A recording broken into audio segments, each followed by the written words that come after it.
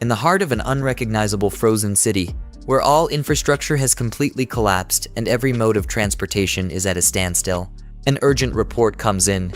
Earth has rapidly entered a new ice age. Braving the intense cold, a courageous correspondent struggles to deliver the news, his microphone freezing more with each passing second. He informs the world that global temperatures will continue to plummet with no end in sight. But he urges the public not to give up hope. Balling his fist, he projected confidence that the government had not forgotten about its citizens in these tough times. That as long as they stand together, the people of this strong nation will overcome this daunting crisis. Just as he was about to spiel more unity propaganda to quell the masses, a whole-ass frozen airplane made a crash landing in the middle of the city, plowing through the reporter and his whole crew. A man watched this final shot of the last news broadcast covered by the remaining TV station in the country. He watched it on a miserably frozen screen. After that plane crash landed on top of the remaining news network team, the TV finally cut into static. No more overcast news coverage of what's happening outside. The room of our protagonist, Han Feng, painted a picture of someone who tried to fight but finally gave up. He did not even bother cleaning up the mess of what little supplies he had left. The area around his entrance is filled with boxes of useless stuff and dwindling provisions. Outside, someone had been knocking quite hard and calling his name in a panic. Finally hearing the incessant calling of his name, Han Feng stood up from his filthy, frozen apartment, took a steel bat modified with some nails, traces of blood still visible on its surface, and walked towards the door. Han Feng was gaunt. He had the combination of the thickest possible winter wear, but it was not enough to stave off the cold. He slowly and carefully peeked at the peephole to see who was on the other side of the door. Who he saw shocked him. It also excited him a little bit. It was a woman he was very familiar with before the Ice Age even kicked in. She also had her thickest winter wear on, but standing outside, exposed to the elements, made her face red and her body shiver uncontrollably. Han Feng opened the door with a slight flush on his face. The woman's name is Hyona, and he has no idea what she is doing outside of his door. Still holding the bat, he urged her to come inside where it was warmer and safer. These days, the outside world has turned into a dangerous, lawless land. Hyona swung the door open wider to enter Han Feng's relatively safer room. The next thing you know, she was already grabbing him by the collar and pushing her lips onto his. Her little bonnet even fell with how fast she moved. Han Feng was surprised, but he did not pull back, and his cheeks got even redder. This deep and passionate kiss went on for way too long, if you ask me. But let our boy get some of that sloppy kiss action in the middle of an abandoned hallway outside his home.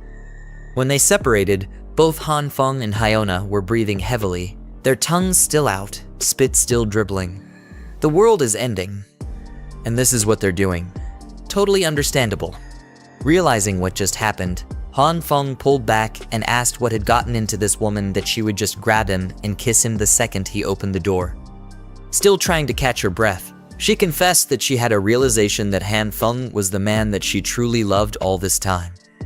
Tears were starting to form in the corner of her expressive eyes while telling him that he was the one she was supposed to be with all along. It takes a crisis to see someone's true colors, to see who really cares for you, who will be there for you, no matter how hard things get. Speaking of hard, Hyona wanted to prove that what she was saying was the truth by taking Han Feng's hands and putting them against her chest to feel how fast her heart beating. She promised that she would be willing to do anything just so they could be together now. Hearing the word anything wiped out any semblance of rationality in our boy's brain. All the red flags turned green.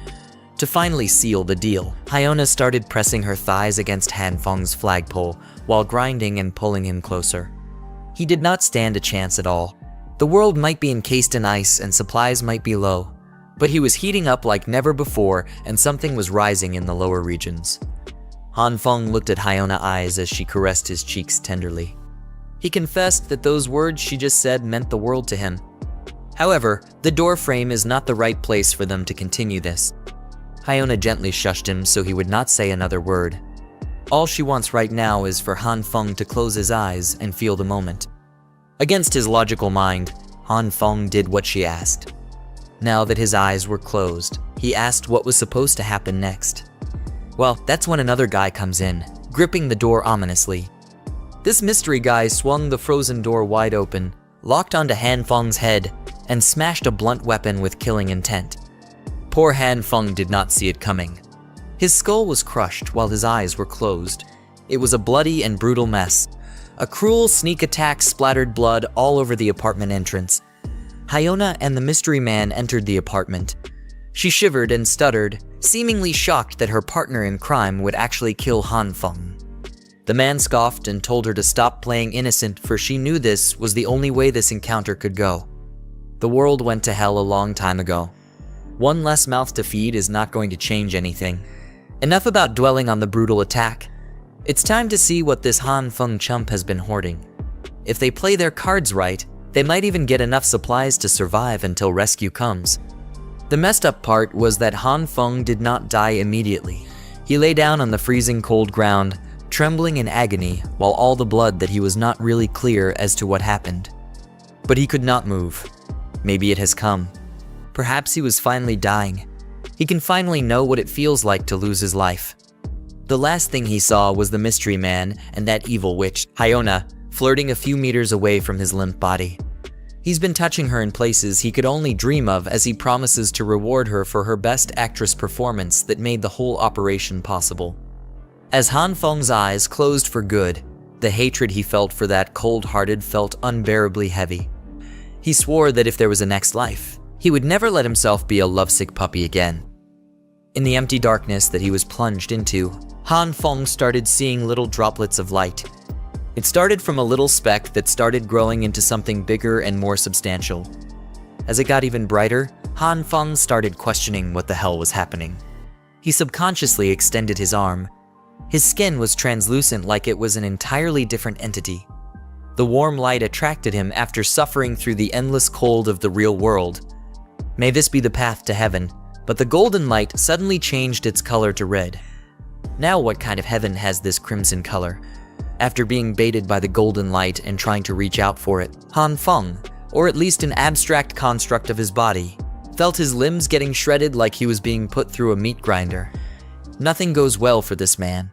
It did not take too long for the crimson light to cover his entire body as he let out a miserable scream of agony. His translucent frame disintegrates piece by piece. The dark nothingness was filled with his scattered essence. And Han Feng was gone. Still feeling the pain of getting ground and deconstructed atom by atom, he woke up in a cold sweat, screaming for his life. The pain was way too real. He was seduced into closing his eyes, bonked in the head for being too horny, died a depressing death, woke up in an empty void, got tricked into being torn from an atomic level, and now he doesn't know where he is. He looked around, and the sun shone bright through his balcony. His soft and comfortable bed was nice and clean. The air felt fresh as it lifted his curtains up. Han Feng was far from the cruel world he had gotten used to. It took him 30 minutes to absorb the wild things that had happened to him over the past few hours. He spent those 30 minutes reveling in the perfect view of the residential area overlooking his apartment. Han Feng could not get over the fact that the sun was shining again. He missed its warmth and its light. He thought that he would never feel this type of comfort and warmth ever again. He just checked the date, and it seems to be that it's the morning of June 28th. As far as he could remember. The Ice Age apocalypse will start on July 15th. He was supposed to die after being ambushed, but he was somehow brought back in time half a month before the end of civilization. In other words, he has been reborn and given the ultimate second chance. Aside from the memories he retained from the previous timeline, there is something different this time. Something strange was happening inside his body, and it might have manifested in his hands. Ever since he woke up, there's been a red glow wrapped around his right hand the whole time. He tried wiping it off, waving it away. But nothing made it disappear. It doesn't hurt. It just feels warm. It did not seem to do anything else aside from the light, and he thought that he was just imagining things at first. Han Feng must have stayed so long pondering what was happening on his balcony that he started sneezing. As he wiped his nose of the mess, he noticed that the red glow in his right hand had mysteriously turned to a green one. Then something happened that made him panic. The hand that was wrapped around by the green glow started getting bigger, growing in length as if his bones, flesh, and skin were stretching out. Anyone will freak out if they see their hands doing that. Afraid and confused, Han Feng stormed into his room and slammed the balcony door shut as fast as he could. He managed to make it inside before anything more drastic happened. He was huffing and puffing for air, but the hand seemed to have turned back to normal. The green glow was still there, though lingering and seemingly inexhaustible. Han Feng looked at it helplessly. There were beams of light shooting out of his hand. How would modern science even justify or explain a mysterious phenomenon like this after the lengthening incident outside? Now it's shrinking very slowly. The green light seems to be an erratic thing. It shrinks and grows unpredictably, not like the stationary red one at all. But that's still a mystery, too. Sitting down on his couch, Han Feng suddenly felt a pang of unbearable exhaustion. He hasn't done much aside from running back inside, but he feels drained. This might be connected to the green light. Frustrated, he started swinging his arms all over the place, trying to get a semblance of a clue as to what this really was. Then it hit him. Isn't this just like those Manhwa stories that he loves to read? He immediately sprinted to the kitchen and grabbed his sharpest knife. In those Manhwas that he loves, the protagonist always starts their stories by being reborn. Just like them, maybe he will gain cheat-like powers. He wanted to test this out by grabbing the coolest thing he could imagine and posing with it. After a few minutes of waiting for something to happen, anything to change, Han Feng just scratched his head in shame as the sharp knife did not react with the light in his hand at all. He was so busy trying to find out if he had some fantastic cheat-like powers that he neglected his exhaustion and the rumbling of his stomach. He's just starving at this point. Unfortunately for him, the Han Feng of the past, who's clueless about the coming apocalypse, is a lazy bastard who does not even have a single piece of edible food in his fridge. This was getting bad. He had never felt so hungry before. If he does not eat something soon, he will most probably pass out at any second now. He turned his attention towards the living room, where a clear jar of soybean snacks was just sitting quietly. These roasted soybeans were just some leftover snacks he got before the apocalypse. It's not exactly a complete and filling meal, but it will have to do for now. It should tide the hunger before he hits up the supermarket later. He grabbed one of the roasted soybeans, unconsciously using his right hand, momentarily forgetting that it had the mysterious green light wrapped around it. Han Feng was too hungry to think of anything else, so he tossed the soybean right into his mouth, hoping to get some type of food into his system. As soon as the bean hit his tongue, a smoky explosion occurred right in his face. The fog it created almost covered his entire upper body. Much to his surprise, he was now munching on a beanstalk. It looked as though the roasted soybean had sprouted inside his mouth. He could feel the roots on his tongue, and the stalk itself extended outward. He pulled it out, and the plant left an earthy taste in his mouth. Out of all the bizarre events he's been going through lately, this might be near the top. He was just about to snack on some roasted soybeans, and now this happens. Moreover, he does not feel tired anymore. It seems like that explosion on his face erased the hungry sensation he was feeling. Looking down at his right hand, the green light has vanished too. Maybe all of this has something to do with what happened to the soybean. He plucked one of the pods in the stalk and examined it carefully. Opening the luscious green pod, he confirmed that it was just an ordinary fresh bean sprout. Maybe this is the power that he was daydreaming about. No matter what, this is undoubtedly an incredible discovery that should be studied more. Still, he can't really research anything while worrying about dying of hunger at any moment. Right now, he has a bigger fish to fry in the form of stocking up on supplies before the end of the world. As everyone knows, for the first time in a long time, Han Feng could walk out of his apartment to feel the sun on his skin and hear the birds sing. He could walk amongst the bustling crowd of people in the commercial district, minding their own business instead of holing up in their homes, fearing the cold. Han Feng was in deep thought as he walked to his destination.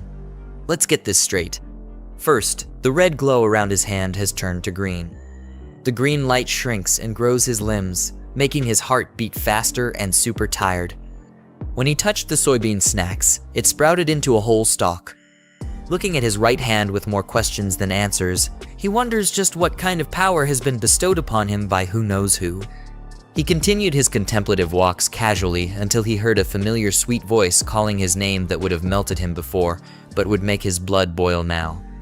Han Feng did not realize it right away. and turned around to see who was calling him by name. It was that evil witch that got him brutally killed, Lee Hyona. She flashed her wide smile. Her makeup was on point, hiding her rotten personality. She asked if Hanfong was out shopping too. She even employed her expert witch tricks, appearing as pretty as humanly possible while commenting about how it's like fate that they ran into each other in this place. Hanfong hasn't really had the chance to digest everything that has happened yet. But seeing Lee Hyona out in the wild is starting to bring back the bitterness he held onto until his final breath. Lee Hyona used to be the goddess of his dreams for 3 long years. He was a simp that did everything in his power to make her happy. He did all that, knowing full well that he was nothing but just another fallback guy in the friend zone. No, he wasn't even in the friend zone. He was just a piggy bank. For all those years of devoting himself and his wallet to the wrong girl, he never would have thought that she would be the one that would get him killed. Before he could go out of control, Hanfeng pinched himself to stay grounded and calm. It took every bit of his willpower to do so. Thinking rationally now is not the time to take his revenge. Not yet, at least. First, he needs to take care of the supply problem, unless he wants to be miserable and hungry in the Ice Age again. Lee Hyona walked closer and waved her hand around his eyes while asking what he was spacing out for. This has never happened before.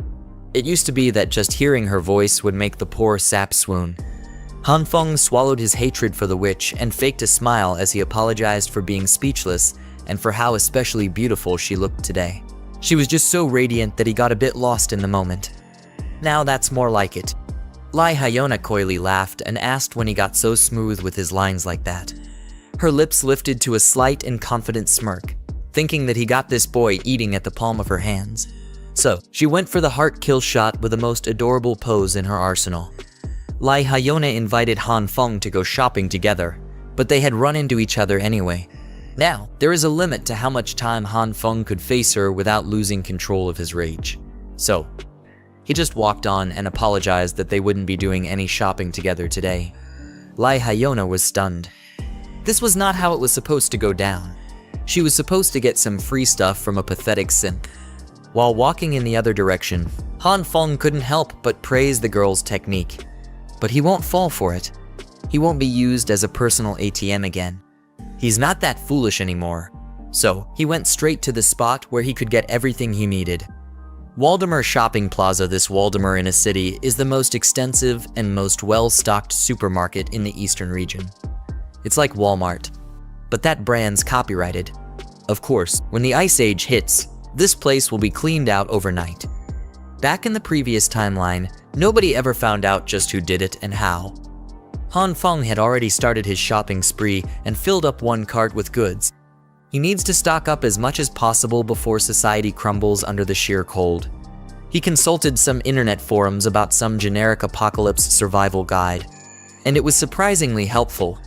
Scrolling through, he listed down the things he'd need, like food, winter clothes, medicine, daily necessities, fuel, tools, transportation, and even weapons. There's a lot to prepare. But he was so pumped to get some supplies that he forgot to take the more significant problem at hand. His personal wallet's current balance was a measly 15,000 yuan, equivalent to a little more than 2,000 ist. How was he supposed to secure a safe and comfortable life in the icy apocalypse with only this much? He's going to need a lot more cash for everything that he will need. At that moment, a message notification popped up on his phone. A notification that might be Heaven's way of telling him to calm down. The message came from an organization called Money Jar Loans, congratulating him on his approved eligibility to take out a loan up to 168,000 yuan, or a little more than 23,000 USA. A light bulb dinged inside his mind. There was no need to panic when it came to funds. How could he forget that the convenience of technology had brought him an infinite money glitch? There are dozens of money lending apps that require minimal requirements to get a loan approved for those who are desperate for cash. They're incredibly predatory, but burying himself in debt doesn't matter, as he won't have to pay them back after the apocalypse goes into full swing. Out in the commercial district, some lady was angrily kicking an empty soda can on the curb. She's obviously upset about something. It turned out to be Lee Hyona. She looks like she is not in the best mood at all. Her eyes were full of toxic vitriol as today. One of her many simps dared to refuse to take her shopping when she got all dolled up to get spoiled. She was seriously pissed off that Han Feng would just take off like that without letting her deplete his bank account like a worthless leech. She started insulting the guy in her mind for being a pathetic loser who doesn't even own a car. Lee Hyona vowed never to be nice to that simp again. Her angry walk was interrupted by some loud honking coming from the car coming up on the road. Curious, she turned around to see what's up. It looked like a brand new truck straight out of the dealership. It was still shiny and premium looking. Han Feng was lowering the windows in the driver's seat. He just pulled up to greet Hyona as he just happened to pass her by while she was doing a walk of shame along the commercial district. Seeing the new wheels, Hyona's vow to never be nice to Han Feng again has seemingly melted out of her mind. All she saw were brand new leather seats and the smell of cash. Han Feng hopped off. When asked if the car was his, he answered affirmatively, adding that he just got it earlier. She came up to the witch and made up some story about how his dad has been killing it in the United States, business-wise, so he got some cash to blow. He even added that he just got out of the airport after dropping off his old man. Lee Hyona's face lit up. The only thing that could make that happen would be the possibility of striking it rich. So, she took a deep breath and put her game face on for Han Feng. This is the second time that she's doing this today. She looked to the ground and started trembling lightly. Knowing that Han Feng took his wealthy father to the airport today, she began apologizing for asking him to go shopping without knowing that he'd have a busy schedule. Then the waterworks came down. She started summoning those tears at the perfect time while meekly telling Han Feng that he was so cold to her earlier.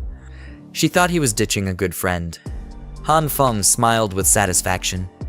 This academy-worthy acting would have worked wonders with the previous him, but things are different now. He could see through it all. This silly girl was a pro. He did not hesitate to hold her by the waist, pulling her closer. His other hand took hold of her chin, and they looked each other in the eye. Lee Hyona was taken aback by the fact that one of her simps was so confidently forward. Han Feng put on an acting masterclass himself, promising to never ditch her as she's way too important for him to do such a cruel thing. For a split second, there was an imperceptible twisted smile on her face, but she quickly wiped it off. Continuing with her sincere, sweet girl act, she brought out the big guns. Lee Hyona admitted that Han Feng's pretty special in her life too. She even invited him to have lunch and watch a movie today so she could get to know him better. Just as she was about to ask for his answer, Han Feng was already gone like the wind. It was the perfect, unnoticeable escape. Hyona was speechless. Her heartfelt confession was actually directed towards nothing but air. Han Feng was already tinkering with the piles of boxes in the back of his truck. He was playfully complaining about how he still has to carry so many things and how busy his schedule is. Clearly infuriated that her attack did not land, Lee Hyona tried her best to keep her sweet girl composure as she asked why he bought so much stuff. He replied that this much is nothing special.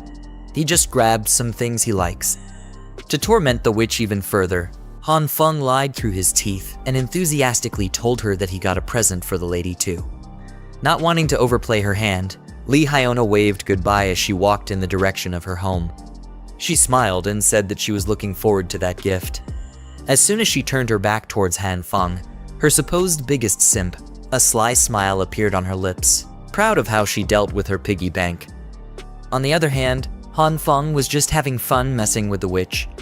Knowing this woman, he knew that he couldn't let her find out about his little stockpile of supplies. All this stuff will be his ticket to surviving the apocalypse after all. Lee Hyona will just have to wait for her turn. Once the world ends, Han Feng will make sure that she gets what's coming to her. That mystery guy who bashed him on the head too. His anxiety about the incoming inevitable collapse of society is starting to melt. Han Feng is actually starting to look forward to what's coming now. The next day came, June 29th. Again, July 15th will be D-Day. It will be the beginning of the end.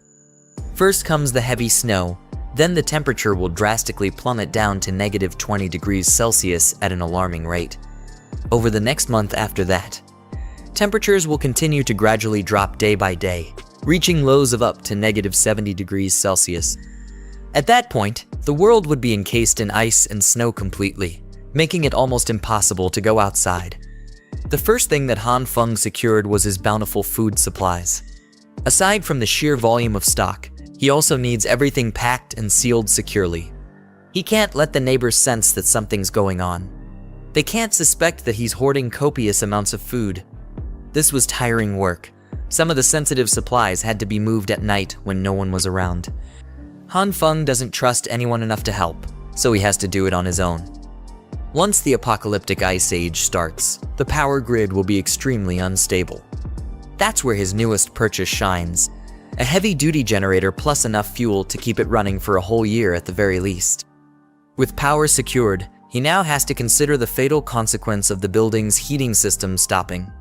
He had to call in some specialized contractors to modify his home for independent heating. Han Feng also ordered some reinforced doors and windows while he was at it. He needed a dedicated room to store all the supplies that he had hoarded, so he used an empty bedroom for all the essentials. By the time he finished preparing everything listed in his little notebook of survival, it was already July 14th. Just one more day before the temperature plummets and everything descends to chaos. Next up on his list is the main event that he's been postponing out of uncertainty all this time.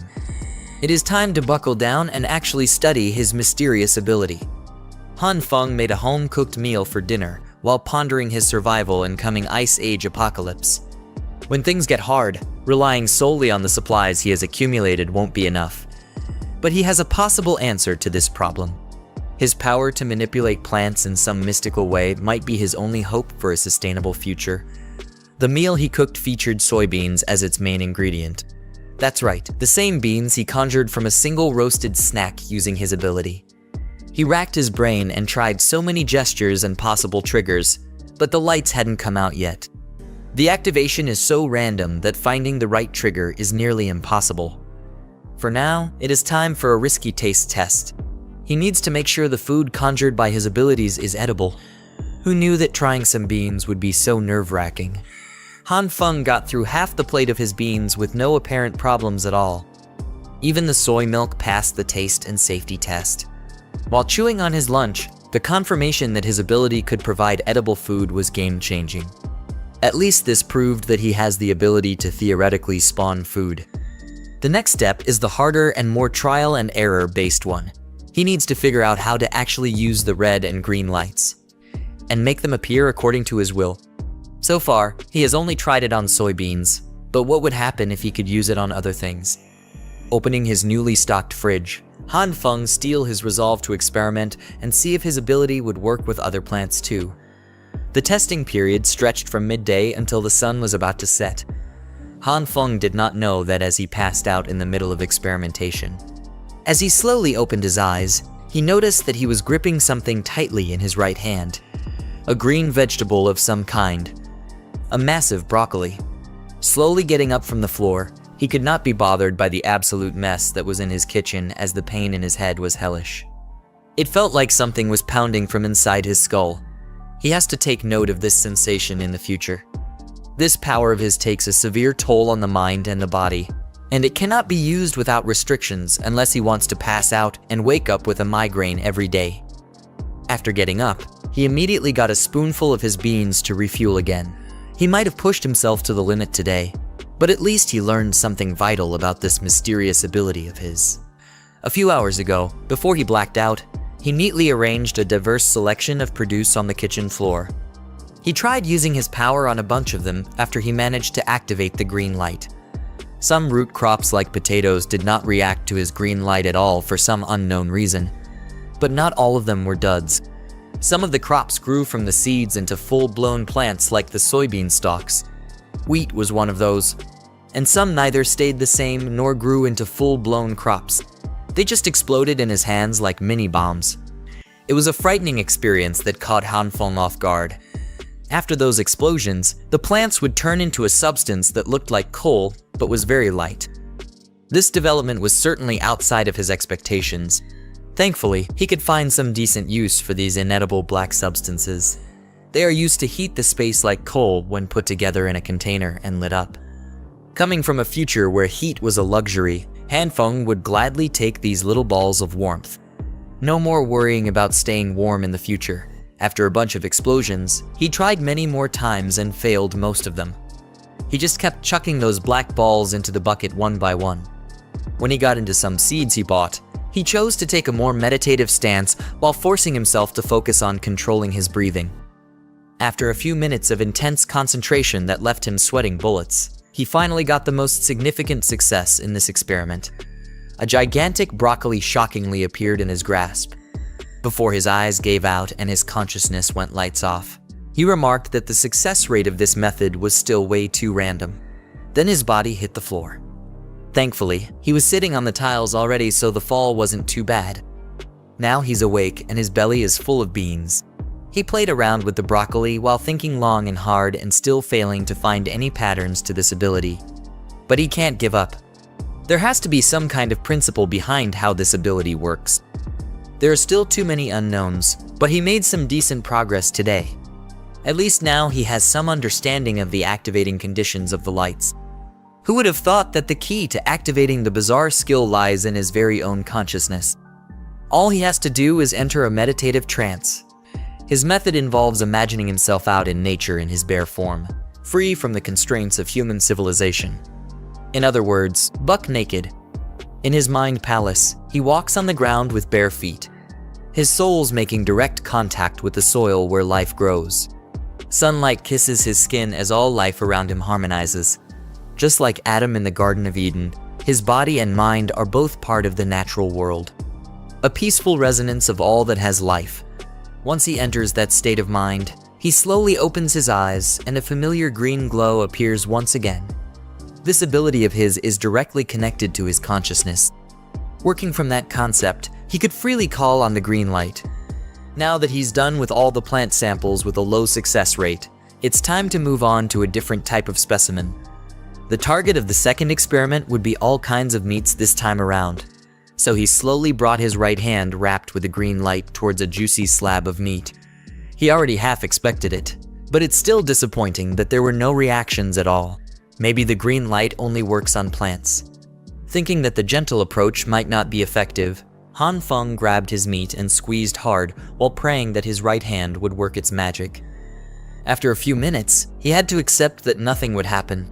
You could see the defeat and dejection in his tired eyes. That was when he thought of the sensation he felt while meditating. In a trance, he could sense two distinct colors, the red and green lights.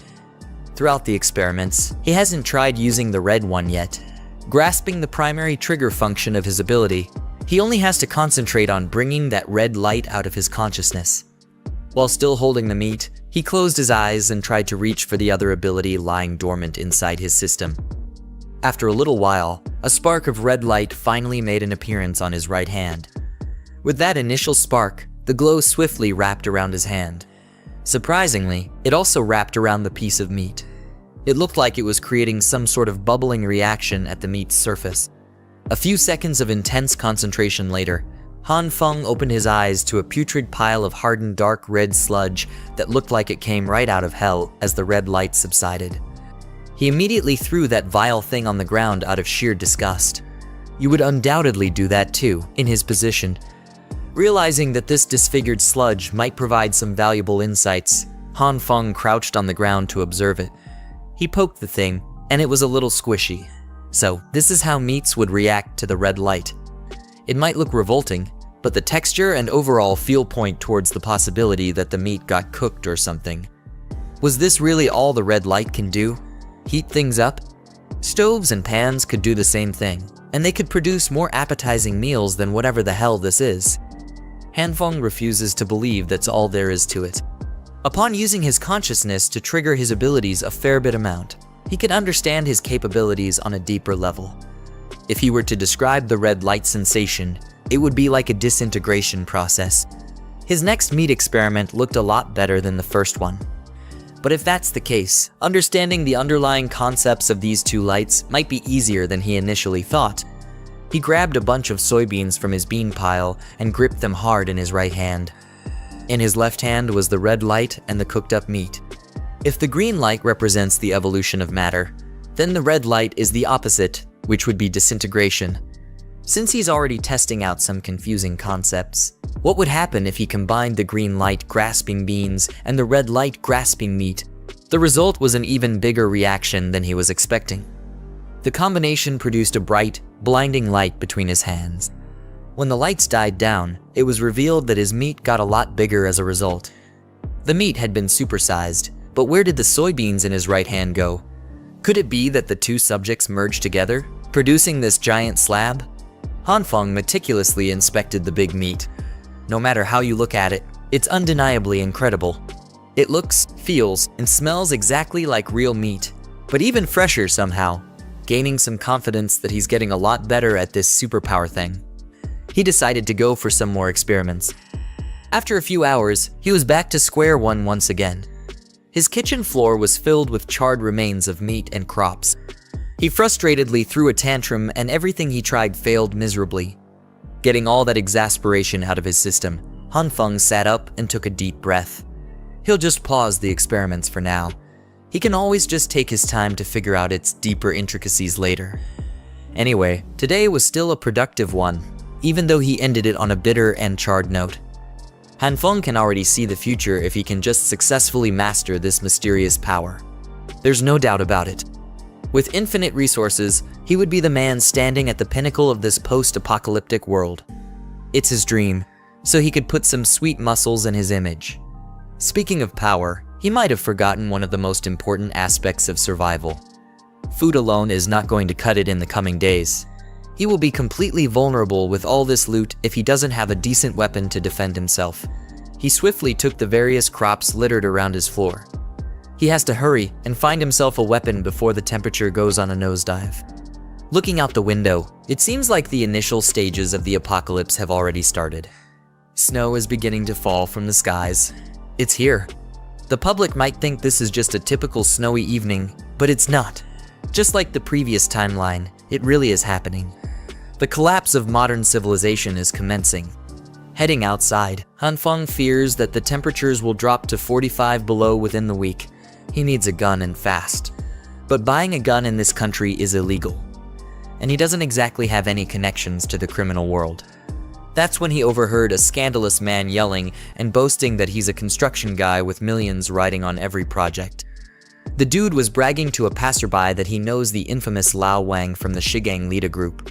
They're so close. They're practically brothers. Hanfeng thinks he's seen this thug before. A dumbass with an exaggerated fashion style, blinged out with jewelry of questionable authenticity and over-the-top streetwear.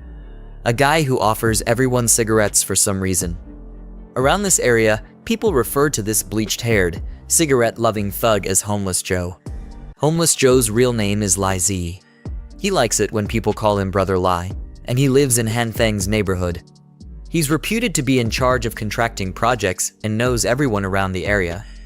If you offer him some cigs, he won't accept any other brands as he only smokes Huazi. Other brands make him cough. He's always helping his big brother with projects and looks forward to going to saunas. In reality, this bum does not have a proper job. But he always acts so busy.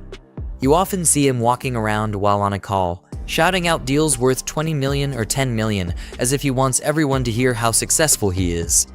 The guy is a deadbeat, but Hanfeng can see that maybe Homeless Joe has the necessary connections to get what he so badly needs. So, he approached the thug, referring to him as Brother Lai and saying that it's been a long time since they have seen each other. Hanfeng waved with an awkward smile as he was uncertain how this guy would respond. Brother Lai annoyedly asked if they knew each other as he walked closer. Being younger than Lai, he introduced himself as Xiao Han, kind of like saying little bro. He swore that they'd met a while ago, so I must have forgotten.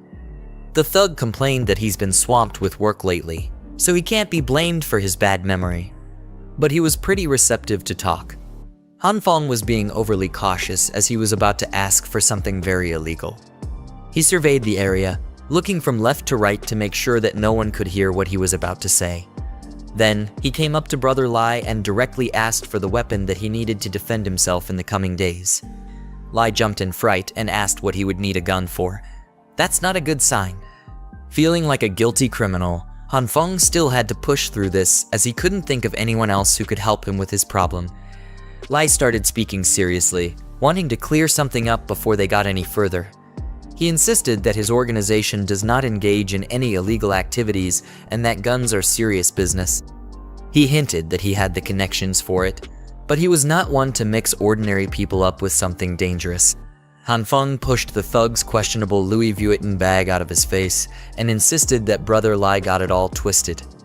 He was just inquiring about some firearms for self-defense, as he has been involved in some nasty personal grudge. And so, Han Feng started lying his ass off with a story that he was making up as he spoke. According to him, one day while riding his bike to work like usual, he ran into an old man who was just spitting everywhere on the bike line. It was so gross, and to make matters worse, the wind carried one of those disgusting globs of spit right into Han Feng's face when he was just minding his own business. Angered by the revolting old man, Han Feng threw his bike to the side and confronted the old man. What did the bastard do, you ask? The asshole decided to spit on him again while he was airing out his grievance. He could not take it anymore and brought down some street justice on the disgusting old man. He gave the guy a good old beating in the middle of the road with everyone watching on the sidelines. As the old man left with his clothes tattered and his face messed up, the bastard swore that he would get back at Han Feng for this humiliation. The very next day, that old man was patched up and waiting for Han Feng on the usual bike route. This time, he had some goons with him. They beat Han Feng up quite badly and threatened to do it again if they ever saw him anywhere. His clothes were a mess. His face was bruised and his body was wounded. He has never been so humiliated in his life. That is why he wants a weapon for self-defense. That's the long and short version of it. That's the story he could come up with on the spot, and it looks like it was a very effective one. Brother Lai was fuming in anger as he imagined the nasty old jerk spitting on the road and hitting Han Feng. Such uncivilized behavior should not be tolerated. That's not really the point of Han Feng's story, but at least he's getting somewhere. Brother Lai tapped his shoulders and assured him that this vendetta would be taken care of. He assured Han Feng that he's got our boy covered. He will just make a call to his big brother right now, and they'll fetch that gun. Han Feng was starting to doubt if he made the right decision in approaching this guy. With all that tough talk, Brother Lai invited him to go to the station and hop on the bus with him. His excuse was that his Panamera was being serviced in the shop, so he couldn't drive to the headquarters. Han Feng assured him that transportation wouldn't be a problem. He has his car parked right to the side, after all. The brand new vehicle immediately caught the eye of this hype beast bum. On the drive over to his big brother, Lai could not stop going on and on about how Han Feng is living the good life and asked how much this new ride costs. It was about $700,000 of borrowed money. As he casually gave directions to turn left at the next intersection to reach the alleged office, Brother Lai kept on snapping pics of himself sitting in the new leather seats. His social media handle was Handsome Spicigai, and tonight's post was a picture of his dumbass face with a caption complaining about how his SUV seat is still too hard to sit in on, account of it being new. They pulled up to one of the seedier parts of the city. Some tough-looking guys were camped outside, complaining about the messed up weather. You can't blame them, though. It went straight from summer to hardcore winter overnight. Seeing some crisp-looking wheels pull up, everyone turned to whoever was about to exit that car. Seeing that it was Lai Z, they flocked towards him to ask what was up. Brother Lai just told them that he had some stuff to handle with Boss Liu. The other thugs assumed that the new Tiger SUV belonged to Lai and started hassling him about the price tag. Lai did not deny it at all. He even proudly boasted that he had spent 700 grand for the car. Han Feng was not upset, though. Bragging that you own the car so confidently while the actual owner is standing nearby is kind of a goated, shameless move. As soon as they entered the establishment, the one known as Boss Liu, a hardcore gangster-looking man, came out upset that Big Mouth Lai would disturb him so late in the evening. Brother Lai visibly turned a lot more reserved in front of the boss, even offering his cigs politely. The big guy does not have time for any of that filler nonsense, though. He's a busy man. Brother Lai introduced their little brother, Han Feng, as a buyer of something special, a gun. Boss Liu wanted to confirm if he heard that correctly.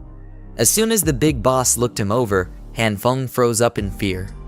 He wasn't sure what would happen if he made the wrong move or said the wrong thing. Boss Liu just stared at him silently, cigarette in mouth, seemingly scrutinizing him from head to toe. Then the big guy cracked a smile. He was quite disappointed that Han Feng only needed a lousy gun when he was expecting something more interesting. He gestured towards one of his henchmen, Cheng Roman 11. The henchman already knew what to do and rummaged through his jacket pocket. He tossed a pistol on the table, and Boss Liu quoted a price, 6,000 for the handgun. Easy to conceal and reliable. Han Feng humbly rejected it as he was thinking more along the lines of something a little longer and bigger. He was not looking for some low-caliber pea shooter. He wanted something that requires a scope to fire. Boss Liu's expression turned grave as he stared at Han Feng intently. Our boy might have crossed the line unknowingly. He immediately shut up as if he just swallowed his tongue. The big guy started yelling about how unrealistic it is to demand a freaking sniper rifle like it was nothing. He's running a discreet business here. This is not some goddamn shopping mall where you get to pick and choose what kind of illegal product you get. Boss Liu's final offer is the pistol on the table. Take it or leave it. Brother Lai had to run some interference to try to calm the boss down. His idea of convincing the big guy to listen was to invent a backstory for Han Feng on his own. A made-up story that allegedly happened 5 years ago involving Han Feng's non-existent wife. Lai is quite a mouthy but talented storyteller. Under the relentless downfall of snow, the boss listened to his lies all the way to the end. The story must have been phenomenal as Boss Liu was so angered that he almost snapped the table in half. He kept repeating how disgusting those who had wronged Han Feng were. Apparently Han Feng had 3 kids with a non-existent wife, but it turned out that none of them were his. Han Feng just stood there and went with all the lies. Even for someone nicknamed Homeless Joe, this ridiculous story was too over the top, but it worked. Boss Liu gave his personal guarantee that Han Feng would get his sniper rifle as soon as possible. He promised that he would personally make it happen, but it might take a few days. Once again, the henchman Changzi will be arranging everything.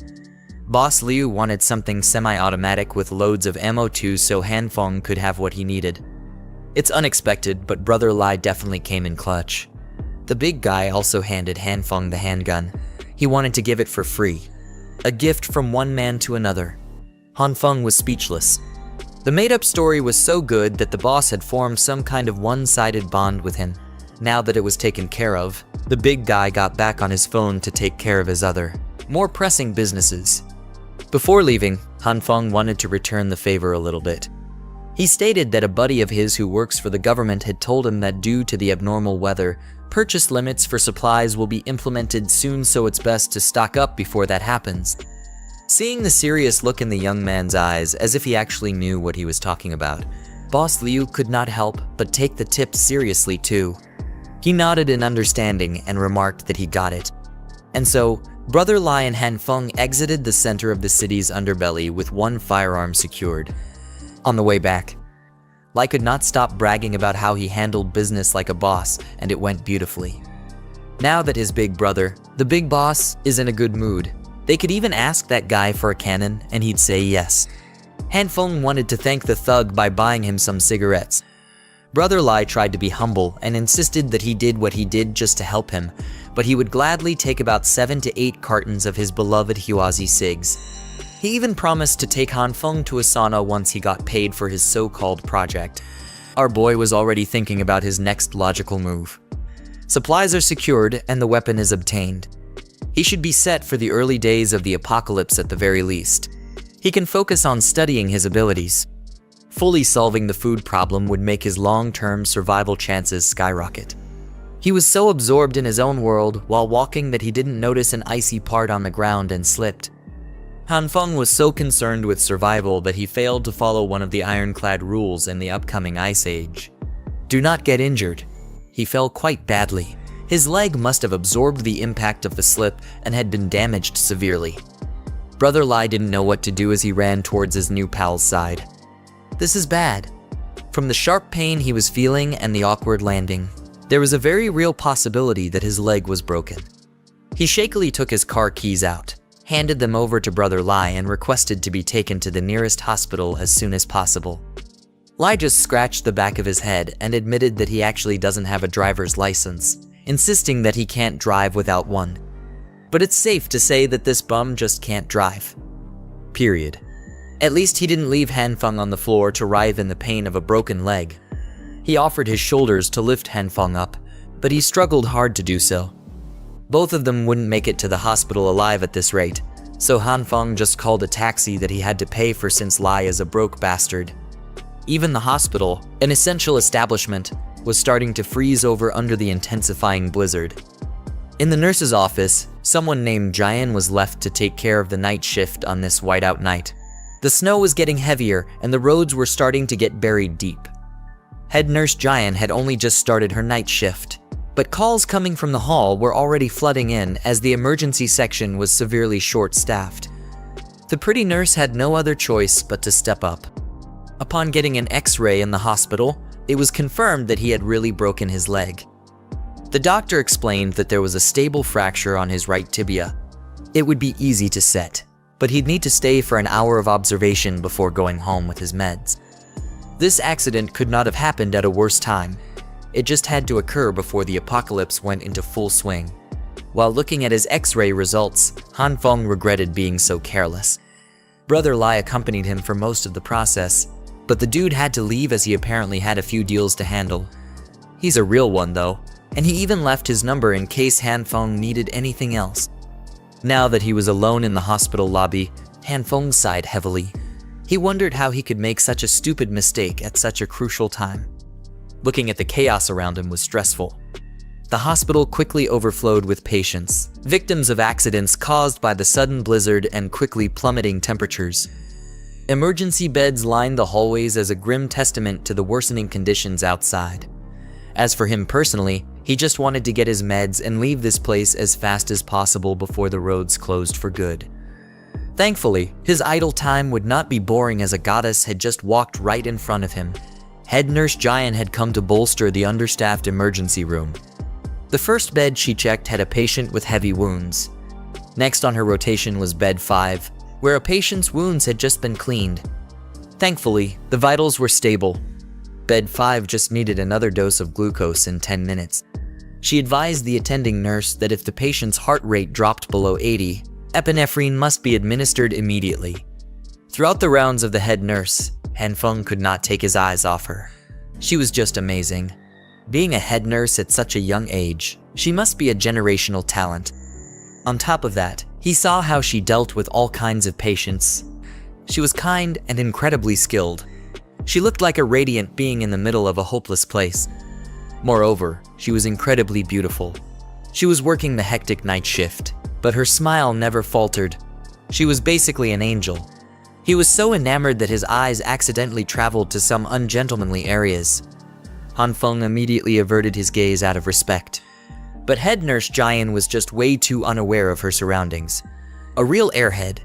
Suddenly, the old man sitting beside him started calling the attention of the pretty head nurse. She was not really required to tend to the patients outside of her rounds, but she still took the call with a smile. Head nurse Jian politely apologized to the old man and asked if she could come back a bit later to help, as she still needed to provide urgent care to some patients to cover for the staff shortage. The old man complained that his back hurt too much. He explained that the back pain had been worsening lately and wanted the head nurse to take a look to see what was causing it. In reality, this bastard was just a dirty perv trying to film below her skirt. Not noticing what was really happening, Jian just smiled and apologized once again, saying that for such back problems, they might need to schedule an X-ray just to be sure.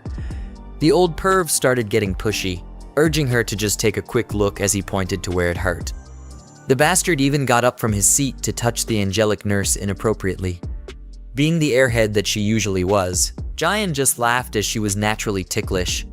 For back problems, it's really advisable to wait for the resident physician's exam. The perv started pushing it, his hand crawling even lower from her waist. This disgusting act would have continued longer if something or someone had not made it stop. A freaking flying crutch forcefully smashed against the old perv, giving him some real back pain and knocking the phone away from his hands. Ever the kind-hearted healthcare worker, Jian wanted to check if the old man was. Thankfully, Hanfeng came to her rescue, humbly apologizing for his crutch flying to the side, as this was the first time he was using one. He bent over and went straight for the old perv's phone while blatantly questioning if it was broken or not. Just as he was about to touch it, the perv started sweating nervously and screaming at him to stay away from the phone.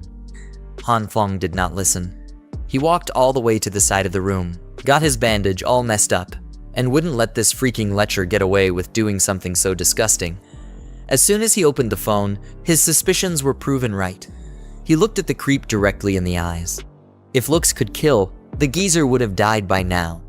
The proof was already there on the home screen. This perv had some nerve filming up a hard-working nurse's skirt and even assaulting her. There's no good reason why Han Feng shouldn't call security and have them escort the bastard to a jail cell where criminals love putting pervs in their place. Han Feng would be keeping the phone, and the next time he saw this old creep again, he threatened to ruin his miserable and revolting life. The old bastard knew he had no other choice but to flee and never show himself near this place again, and it infuriated him. The first chance he got up from that hospital floor and bolted out of the door like his life depended on it. Meanwhile, head nurse Jaeon was just confused as to how someone complaining about severe back pain could run so fast. Han Feng was shocked to see a first-hand display of the most comically naive person he had ever met. He decided to show her what the old fart was doing with the phone, filming up her skirt. Based on her reaction, she really did not notice anything wrong going on. Han Feng handed her the phone with the video footage, so she could decide whether to wipe it or call the cops on the owner. He also reminded her to be more careful, so people like that perv wouldn't take advantage of her kindness. She smiled with the brightness of 1,000 stars, and then asked if Han Feng's leg was supposed to be injured. The adrenaline from catching that old perv in the act must have numbed the pain from his broken leg. But now that it was dealt with, the pain came rushing back in, and he screamed in agony. Thankfully, head nurse Jaeon was an expert when it came to mending these types of injuries, and quickly set the casting back in place. She looked at him and asked if it still hurt. Han Feng thanked her for dealing with his broken leg, and now it didn't hurt at all. At that moment, it was as if only the two of them existed in the crowded room. Jaeon returned the gratitude as she promised to never let such bad guys get away with messing with her anymore. She would punch them really well from now on. Han Feng just wanted her to be more aware of her surroundings. Seeing as she was letting his broken leg and feet touch her front pillows, it seemed like she had not learned anything at all. She was still as clueless and unaware as ever. While Han Feng's head was in the clouds, another nurse called for Jaeon as her help was needed on the emergency beds. Before going back to her rounds, the angelic head nurse reminded him not to forget to come back in a week to get his leg checked again. Han Feng promised that he would, but making any plans a week from now was unrealistic. He just smiled helplessly, for only he knew what was really going on in the world. He took the crutch that he smashed against the old perv and limped his way out of the hospital. Han Feng just accepted the fact that he wouldn't be able to see her ever again. The next day came, and the blizzard had not stopped. It had gotten even stronger instead. It had essentially frozen all infrastructure and services, making just going outside a dangerous challenge. On the morning news, emergency weather reports kept coming in about how, within the next 24 hours, all regions of the country would be experiencing heavy snowfall and a sharp drop in temperatures. Bizarre reports from overseas correspondents showed that temperatures were plummeting in every corner of the world. Dubai, Egypt, the Amazon basin, and places that should not be experiencing this type of phenomenon were seeing their landmasses buried in thick blankets of snow. The nation's experts, along with specialists from 46 other countries, were rushing to the United Nations to discuss the cause of the anomalous weather. Every network kept echoing that the experts said this severe cold snap wouldn't last too long. They always ended their news reports with a public service announcement to pay attention to disaster warnings and follow arrangements made by the local government. They kept reminding citizens to remain calm, avoid spreading or believing in unfounded rumors, and refrain from hoarding supplies and panic buying, as the disaster would soon pass. Warm, cozy, and sipping wine inside his decked-out home, Han Feng clicked his tongue. The government and media just kept lying through their teeth, feeding the public BS to maintain order. If he hadn't died and come back to life already, he might even believe them. But this time was different. He was well prepared for everything that was about to come. Supplies were fully stocked. The house was reinforced, and the heating system was working flawlessly. He had been so well prepared that there was nothing to worry about for the immediate future. His phone started buzzing incessantly with messages from the Happy Housing Complex residents group chat, discussing the weird weather and how the snow was already making the roads unusable. Everyone was clearly clueless about what was happening, but not the member nicknamed Mysterious Person. Whoever this was demanded everyone's attention to inform them that the snowstorm wasn't caused by normal weather patterns, but by something within the Earth itself. Mysterious Person proclaimed that everyone should heed his words as the Ice Age apocalypse was about to begin. No one was more shocked after reading those messages than Han Feng. Who the hell is this mysterious person, and how do they know anything about the apocalypse? After seeing the enigmatic messages from the mysterious person in the housing complex group chat, Han Feng made a mental note to be mindful of this guy. Meanwhile, the rest of the residents were complaining and demanding the property management team do something about the snow buildup. Most of them were starting to run out of supplies and were worried that the supermarkets would be emptied out. At this point in time, the Happy Housing Complex residents group chat was like an amusement park hinging on a very delicate balance. Most tenants were putting pressure on the property agents to get out and give them an explanation for why they couldn't restock essentials due to the inaccessibility of roads. The property management team was not even at fault here, but they still apologized for not being able to take any steps on account of the raging disaster. An admission of incapability made the tenants even more aggressive. Thinking that the management was useless, they demanded that the team refund their fees. Han Feng was in the middle of this heated discussion. He knew that this was a completely meaningless fight, as the snowstorm wasn't something humans could deal with. Thankfully, another person stood out from the crowd. His voice to stop the fighting pierced through the loud chaos. It was the glasses-wearing owner of Unit 61111204. He explained that with the snowstorm being so heavy, clearing it out would be useless as it would build up again after a few hours. So instead of fighting, maybe everyone could help clear it out. If they had done that, instead of bickering, they would have been able to go out long ago. He added that the property management team was just humans. They were also helpless in front of an abnormal natural disaster. He asked the tenants if they were just looking for someone to take their frustrations out on. The angry mob immediately turned on him for lecturing them about decency. They even accused the Glasses guy of being one of the useless members of the property management team. Glasses cleared up that he was not speaking on behalf of the property management team. He was just speaking objectively and realistically. Pushing management into a corner would be meaningless and would only prolong the problem. It wouldn't get them the result everyone desired. Now that he put it like that, the people turned to Glasses for the next move. He asserted that with the current conditions, driving a car to the supermarket would be impossible. Even if they cleared the neighborhood's snow, the main roads outside might be unusable. He suggested clearing footpaths and walking over for supply runs. Han Feng couldn't quite put a finger on it, but he seemed to have some recollection of this Glasses guy, owner Zhang. In the previous life, he was a very lively person. You could see his charisma working on the group chat. Some of the tenants agreed with Zhang's suggestions, thinking that they shouldn't complicate the matter. Those who wanted to go out should clear the roads. Those who didn't should just shut up. Fighting and acting immaturely in the chat for half a day just to clear some snow was very annoying. Once everyone realized that what they were doing was cringe, the GC finally quieted down. Another person stepped up to volunteer in the clearing operation. He said he needed to hit the roads to go to his brother to discuss business worth a few million. Han Feng might not have seen a profile picture or a voice message, but that guy's manner of speaking seemed very similar to that of some gangster he knew. As soon as the first volunteer stepped up, more and more people raised their hands to join the operation.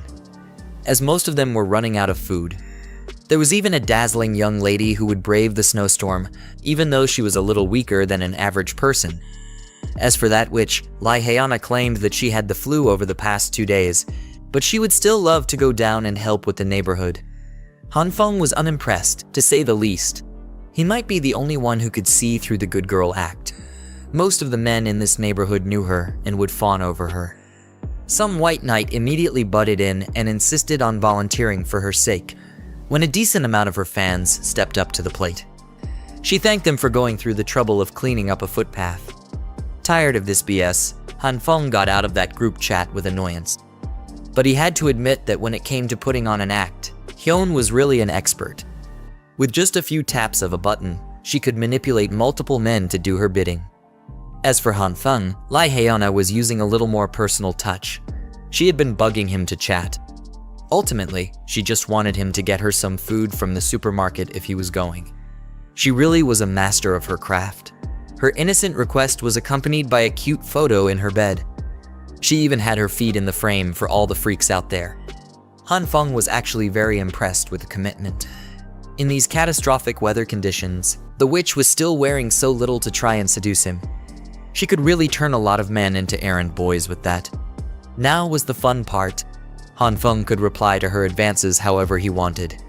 Well, whatever he sent back must have been some awful crap, as Lee Hyuna tossed her phone and stepped on it hard in anger and annoyance as soon as she saw it. Today would make it the third official day since the snowfall started. The temperature had reached -20. This could be regarded as the early stage of the apocalypse, a time when most buildings of decent quality still had central heating systems running. They still had the internet, and everyone was still going on with their daily lives as usual. They just needed to stay inside, just like COVID times. Han Feng had been scrolling through videos and TikToks to pass his time as well. Based on his page, it looked like we had a certified man of culture. It had only been a few days, and he was already getting bored with the mindless indoor activities. It looked like his most significant problem in this apocalypse would be learning how to endure loneliness. It also didn't help that his leg was a broken mess. A broken bone would need at least a few months to completely recover. Just like us, Han Feng's boredom always led back to watching videos on the internet. He came across a gruesome broadcast in the scientific column about a man who got into a brutal accident. After doctors sewed up the man who jumped from the 15th floor, they discovered that his damaged internal organs and bones started regenerating. This clickbait news story gave Han Feng an idea. It's one that he really should have come up with a lot earlier. Why had he not thought of using his newfound powers on himself? He activated the green light in his right hand and carefully touched his broken leg with it. After a few seconds of nothing happening, the green light started dissipating. Han Feng refused to believe that it was a bust, so he tried again. He activated the green light harder than he did before. But just like earlier, the light eventually died down with no change in his leg. It looked like he was just overthinking things. He really thought that the green light would be able to help his injury recover faster. But it seemed like the only thing it brought was irresistible sleepiness. Han Feng eventually succumbed to the heaviness of his eyes and took a nap on the couch. He woke up to some freaky-ass ceremony that involved goats and Native American headdresses. Under the transcendent light of the night skies, Han Feng rode on the back of giant goats with a bloody whip in his hands. Goat heads flew alongside him. In this freaky ceremony, Han Feng is riding at the forefront of a goat herd on top of a bloody red grassland. There are totem poles scattered along the land, and he is having fun whipping his whip all around the place. Well, that fun only lasts for a minute before he is tossed off the goat's back and into the herd. He eventually lands on the blood-red grassland, and he lands badly. His foot is at an awkward angle and a crack can be heard. It makes him shiver in pain. To come from the absolute freedom of riding goats in the grassland to being immobile on the ground is quite jarring. To make matters worse, one of the goats starts licking his broken leg. Disgusted, Han Feng tries his hardest to shoo the goat away from him and his unfortunate injury. He pushes the goat over and over again until the animal finally snaps. It extends its tongue like a frog, wrapping that slimy piece around his affected leg.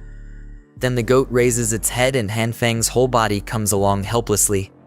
While feeling the slimy saliva running down his leg, he also starts feeling the warmth of the green light wrapping around his injury.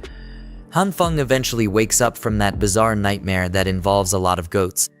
He is sweating and screaming. The dream is just too immersive, while he labors to catch his breath. He wonders just what caused that hideously messy dream. Well, the answer presents itself quite loudly. His broken right leg still has some leftover green light aura surrounding it. Furthermore, Han Feng senses a certain lightness in his limbs. He promptly takes off the bandage wrapping around his injury and tosses it to the side. Han Feng excitedly steps on the floor and carefully puts more weight on his right leg. He is pleased and surprised to confirm that the injury does not hurt anymore. He is fully healed for some reason. This should mean that the green light could also help with self-recovery, right? But could the healing process only take place while he's sleeping? There is only one way to find out, and that's by trying it out again in a localized body part. He shakily takes the sharpest kitchen knife he has and slowly puts it up against his other hand. Stealing his resolve, Han Feng cannot even watch while the blade's edge touches his flesh. He only needs a little prick, but the wound he makes on his fingertip flows quite freely with blood. Not wasting another second with a bleeding wound, Han Feng calls upon the green light to do its thing.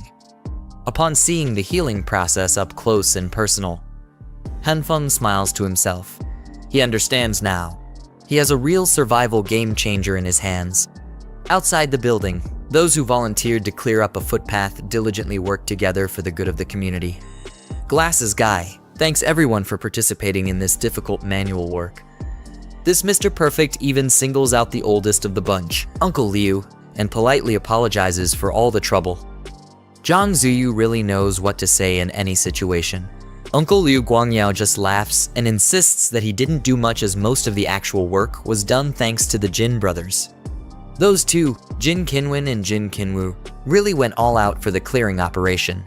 Some real hard workers. While they are busy finishing up the final touches, a young lady wearing a thick pink coat slips on the ice. The Jin brothers immediately rush toward the lady to check if she's okay, and remind her to be more careful. This pink girlie is known as Jin Jian. She's a real doer, unlike that witch Lai Huna, who didn't even leave her room after playing sick. The Jin brothers still have a lot to do, so they just remind Jin Jian to call for them if she needs help. She assures them that she'll be fine. Well, the snow is getting heavier. Those who are planning to buy some supplies later will have to move quickly. Speaking of supplies, Uncle Liu is reminded of something that he noticed a few weeks ago.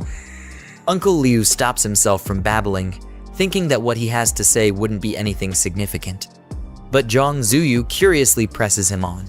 The old man has been hearing that for the past few days or weeks. An owner in the neighborhood has been bringing back supplies on a small truck, like he's moving houses. Zhang Zuyu thinks that this is a common sight, as there are always people moving into the neighborhood and houses undergoing renovations. But Uncle Liu got different vibes from this one. He saw gas tanks and a whole fireplace being shipped in. It's not normal for someone to move in or anything like that.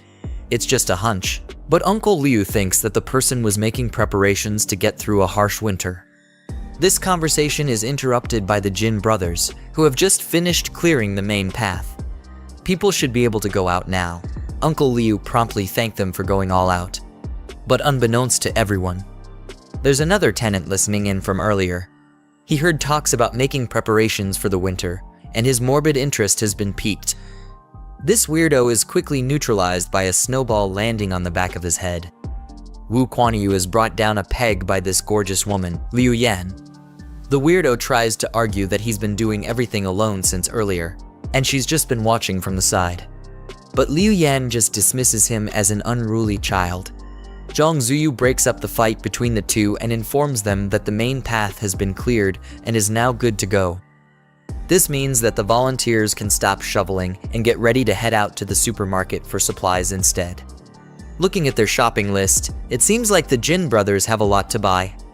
They even want to buy some for their mom, thinking that she's going to need it. These two are good sons.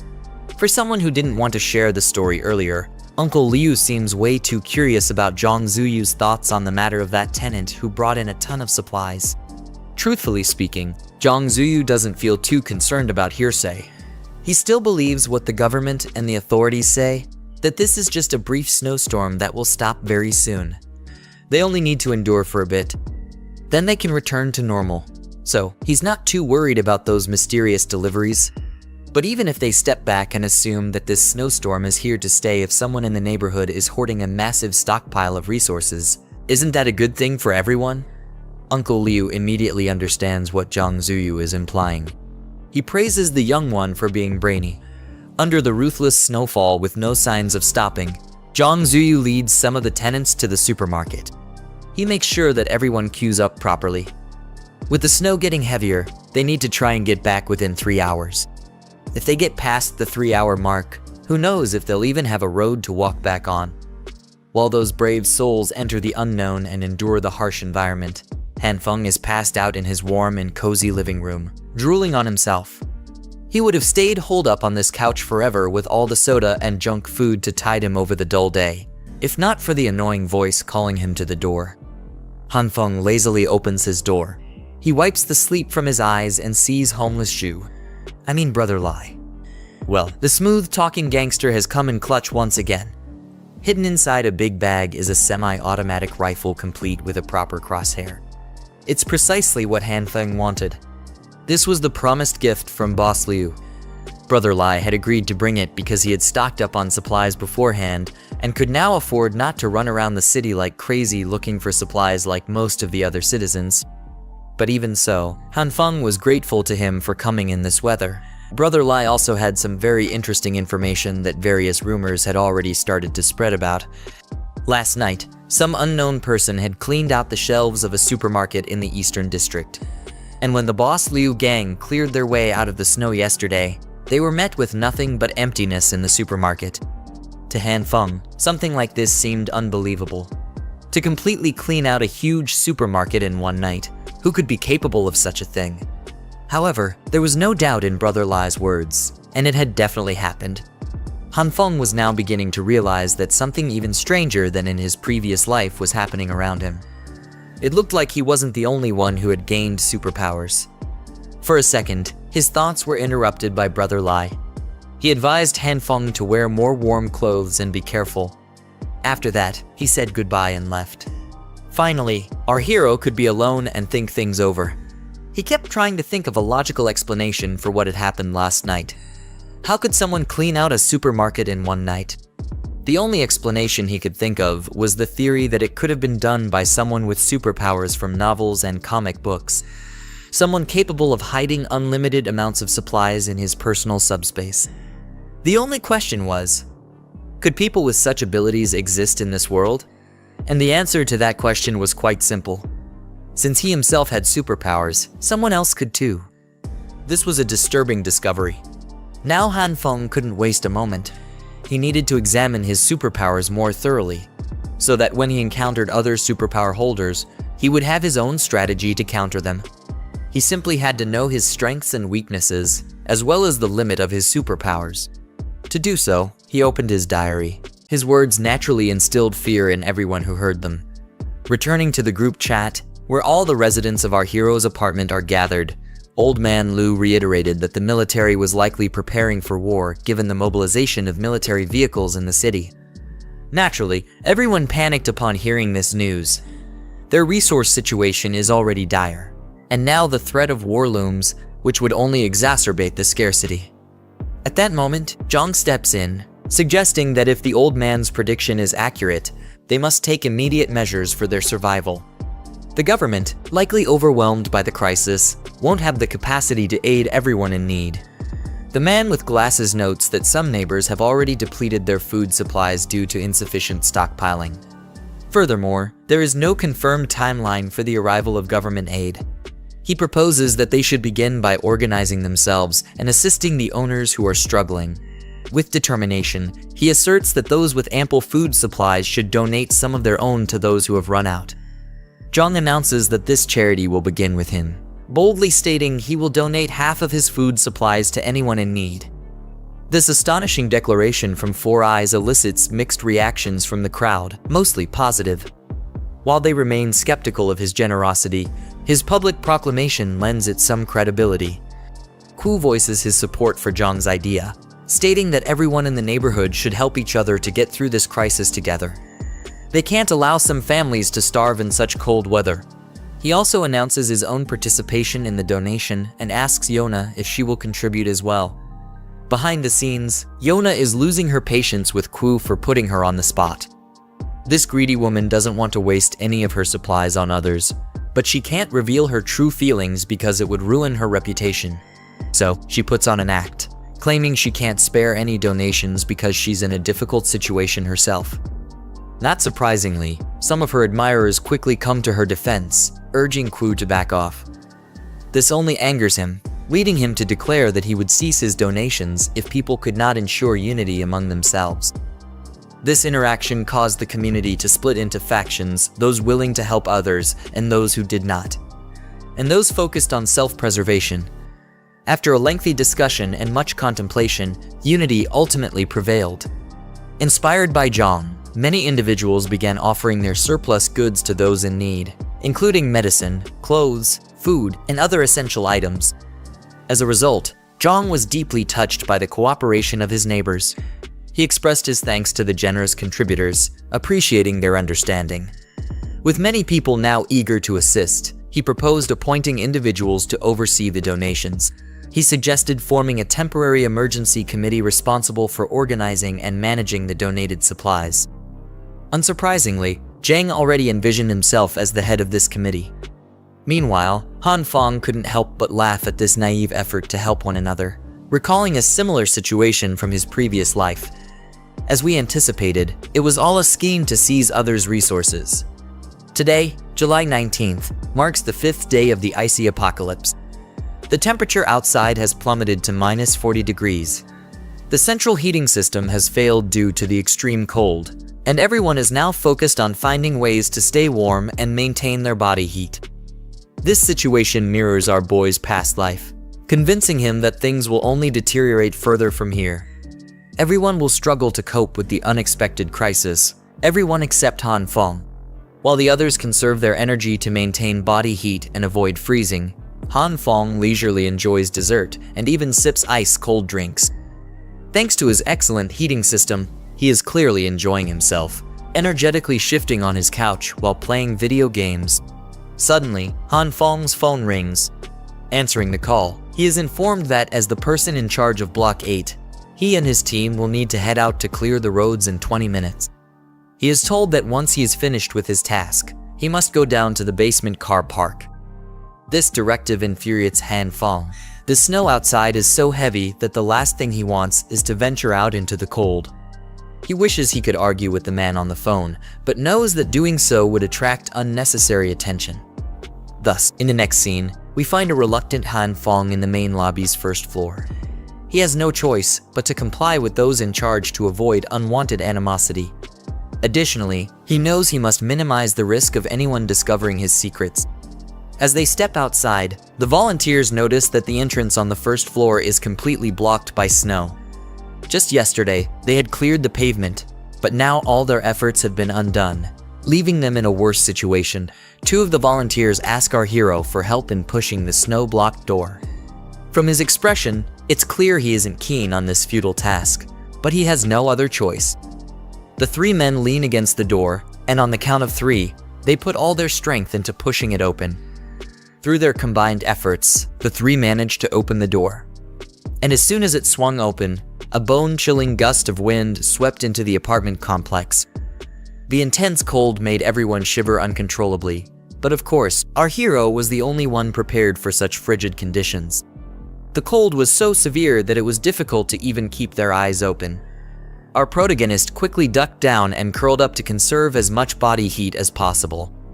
Initially hesitant to venture downstairs, he now had no desire to step outside at all. With the risk of severe frostbite in this weather, staying inside seemed like the only sensible option. Things could get even worse, possibly resulting in death. Fortunately, our protagonist isn't the only one who had this thought. The others have also started voicing their frustrations about the seemingly impossible task they've been assigned. Now, nearly everyone is protesting against clearing the path. Suddenly, a familiar voice breaks through the commotion, announcing the arrival of someone. Han Fong reacts with a start at the sound of the voice, and his earlier expression of despair fades away. The voice belongs to none other than Brother Lai, our favorite KH artist. He strides into the room with an air of arrogance, questioning why everyone is acting like cowards. Han Fong immediately realizes that Lai's arrival is unlikely to bring good news. He will undoubtedly urge everyone to clear the path, but the others are unwilling to act in such harsh weather. Without a second thought, they politely inform Lai that moving in this intense cold is impossible and suggest waiting until the snow lightens up. Unfortunately, Lai doesn't pay much attention. He remains undeterred, with his usual confidence. He dives into the snow and begins digging. Despite his vigorous efforts, flailing his arms back and forth, his attempts are largely ineffective. He managed to dig a hole big enough for himself and went straight through it. After a while, he started screaming for help, having become stuck in the thick layer of snow. The hole was too narrow for him to reposition or turn around, leaving him unable to get back out. The others had to pool their efforts to rescue the foolish con man. By the time they extracted him from the snow, his complexion had already turned purple, and he was perilously close to freezing to death. They quickly shut the door to keep out the biting wind. If Brother Lai gained anything from his ordeal, it was a clear demonstration of how impossible it is to clear a path through such conditions. Our boy quickly tended to Lai, keeping him warm, and then asked if he was all right. Noting the condition of Brother Lai, Han Fong suggested that everyone head to the car park to find the person in charge and sign in. After that, they could decide what to do once the snow stopped. Our boy pointed out that the severe snowstorm made the situation too challenging to be resolved with just manpower. In the parking lot, a crowd had gathered around Zhang. The reasonable man acknowledged that the snow was too heavy to clear a path at the moment and proposed waiting for the storm to subside before taking any action. He also mentioned that the basement parking area would serve as the designated point for donations and resource collection. Our onlooker observes Zhang and realizes that he might be the person who frequently dominates the group chat. He has now identified Zhang as the mastermind behind the scam committee in both his previous life and the present one. Meanwhile, Zhang keeps up his guise as a concerned citizen, expressing gratitude for everyone's steadfast support. It dawns on me where I've seen this devious individual before. He's a dead ringer for Aizen from Bleach. Both shrewd and strategic, he admits he was genuinely surprised by how many owners were willing to contribute their resources. He believes their generous donations will provide significant assistance to other owners facing tough situations. As a result, he feels he can never fully express his gratitude. Many people are touched by Zhang's plight and argue that everyone faces challenges at some point, so it's only fair to support one another, especially if they stand united. They are confident that together they can overcome this crisis. However, our protagonist remains skeptical of their optimistic outlook. Having faced severe difficulties in his past life, he already understands that they will come to regret participating in grand schemes. Meanwhile, Brother Lai, who is still shivering from the cold, informs our boy that he will be returning to his room first. Our boy says his goodbyes as Brother Lai departs. As Brother Lai leaves, our boy's gaze falls upon a particular individual. She is a cheerful girl with pink hair and eyes. Han Fong immediately remembers that she is the nurse he met earlier. True to her diligent and caring nature, Nurse Jin is seen carrying a large box. Given her personality, it's likely she's here to donate some of her resources.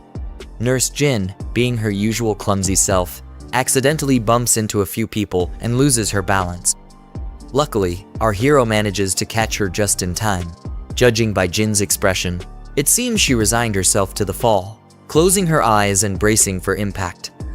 After steadying herself, she turns around to thank her rescuer and immediately recognizes our hero. She's taken aback to see that his leg is fully healed enough for him to catch her. Our hero, however, is too surprised to respond to Jin's questions about his leg. He hadn't anticipated meeting her again, leaving him at a loss for how to explain the situation. In a frantic bid to justify his swift recovery, he insists that his healing has always been exceptional since childhood, claiming he can bounce back from minor injuries and illnesses in just a few days. Unsurprisingly, the trusting nurse accepts his story without hesitation, marveling at his purported rapid recovery. Eager to steer the conversation away from his injury, Han Fong offers to help carry Jin's package. At first, the nurse politely refuses, not wanting to impose, but our hero insists, saying it's his way of repaying her for taking such good care of him. Han confidently claims that he's strong and can easily handle the package. However, when Nurse Jin hands it over, he nearly collapses under its weight. Trying to maintain his composure, he asks what's inside the box. Nurse Jin explains that it's mostly medical supplies, and she's planning to donate them to those in need. She then inquires if the package is too heavy and offers to take it back if necessary. Despite Han Fong's clear struggle, all the weariness melts away at the sight of the nurse's sweet smile. Jin then mentions that she's actually stronger than most guys, so it's perfectly fine for him to let her handle the boxes. Han Fong, however, isn't immediately convinced about handing over the package, but he's genuinely curious if Jin has always been this strong. The nurse blushes and looks down, admitting that she wasn't particularly strong as a child and that there's a reason behind her current strength. As she fidgets with her hands, she confesses it's something she can't quite explain. She quickly shifts the topic, asking him for his name. As she reflects on it, she realizes they never really had the opportunity to get to know each other.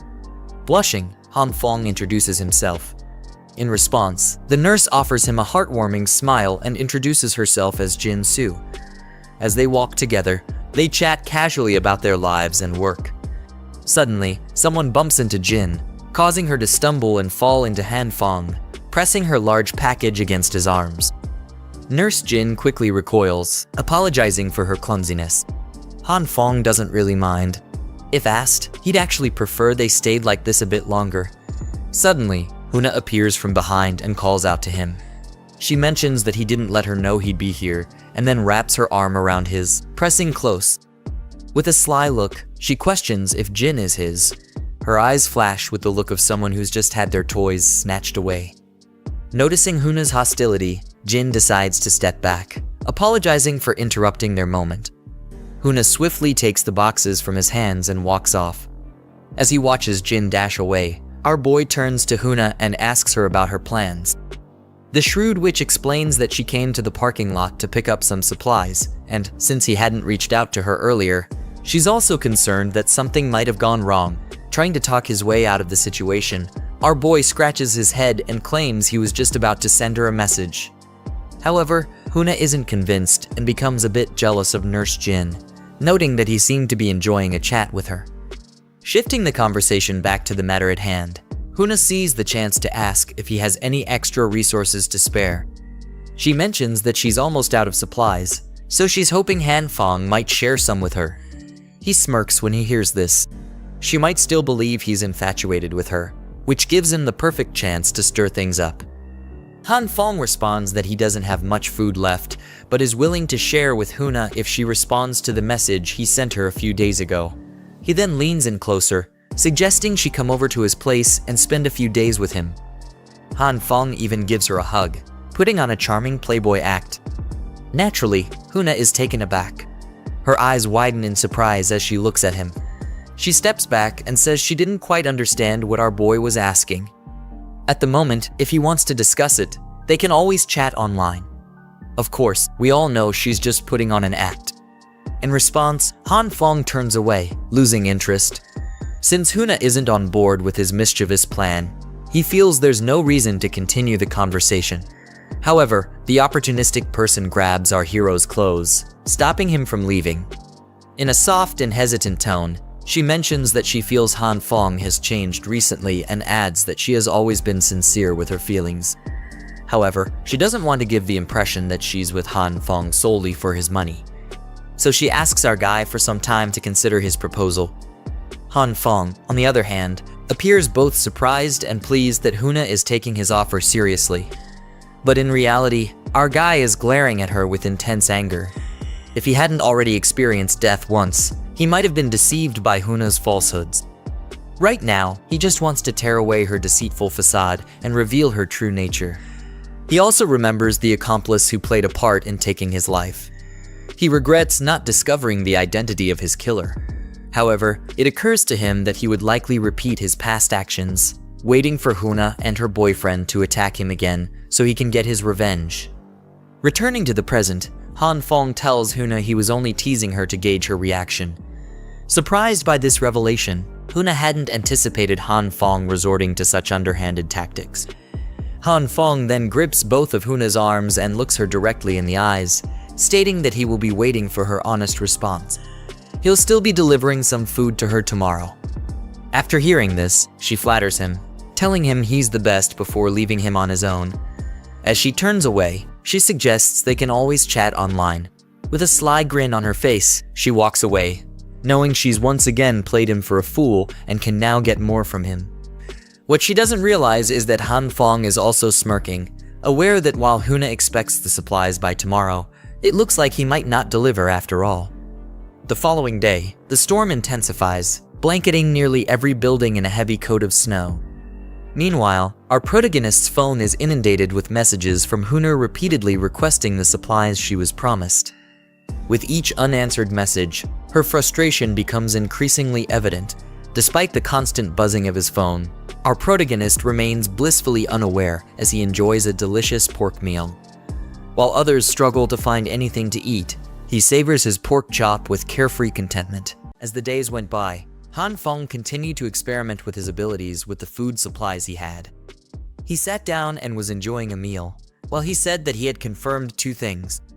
The first was that meat couldn't be expanded limitlessly, and the second was that, like soybeans, meat could be produced limitlessly as well.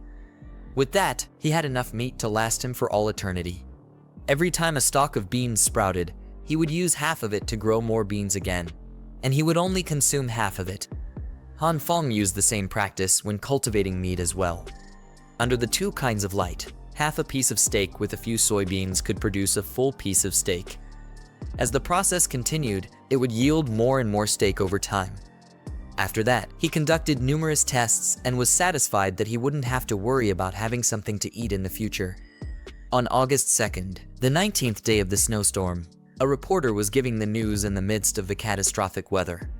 He said that he was on Badu Hithai Island in Maldives, which was 78 kilometers from the equator.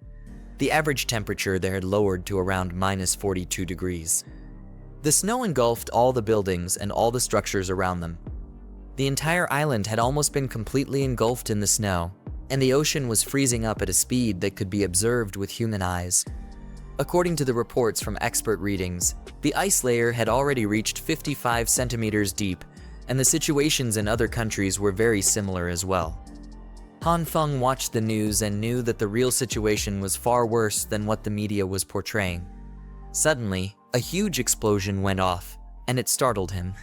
He went to his window and looked at what was happening outside. It was already the 7th explosion in the past few days, and he wondered what was going on.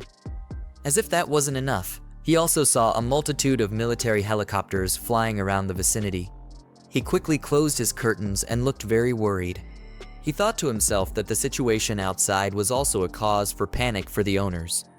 They were all in the basement car park trying to trade for necessary goods and food supplies.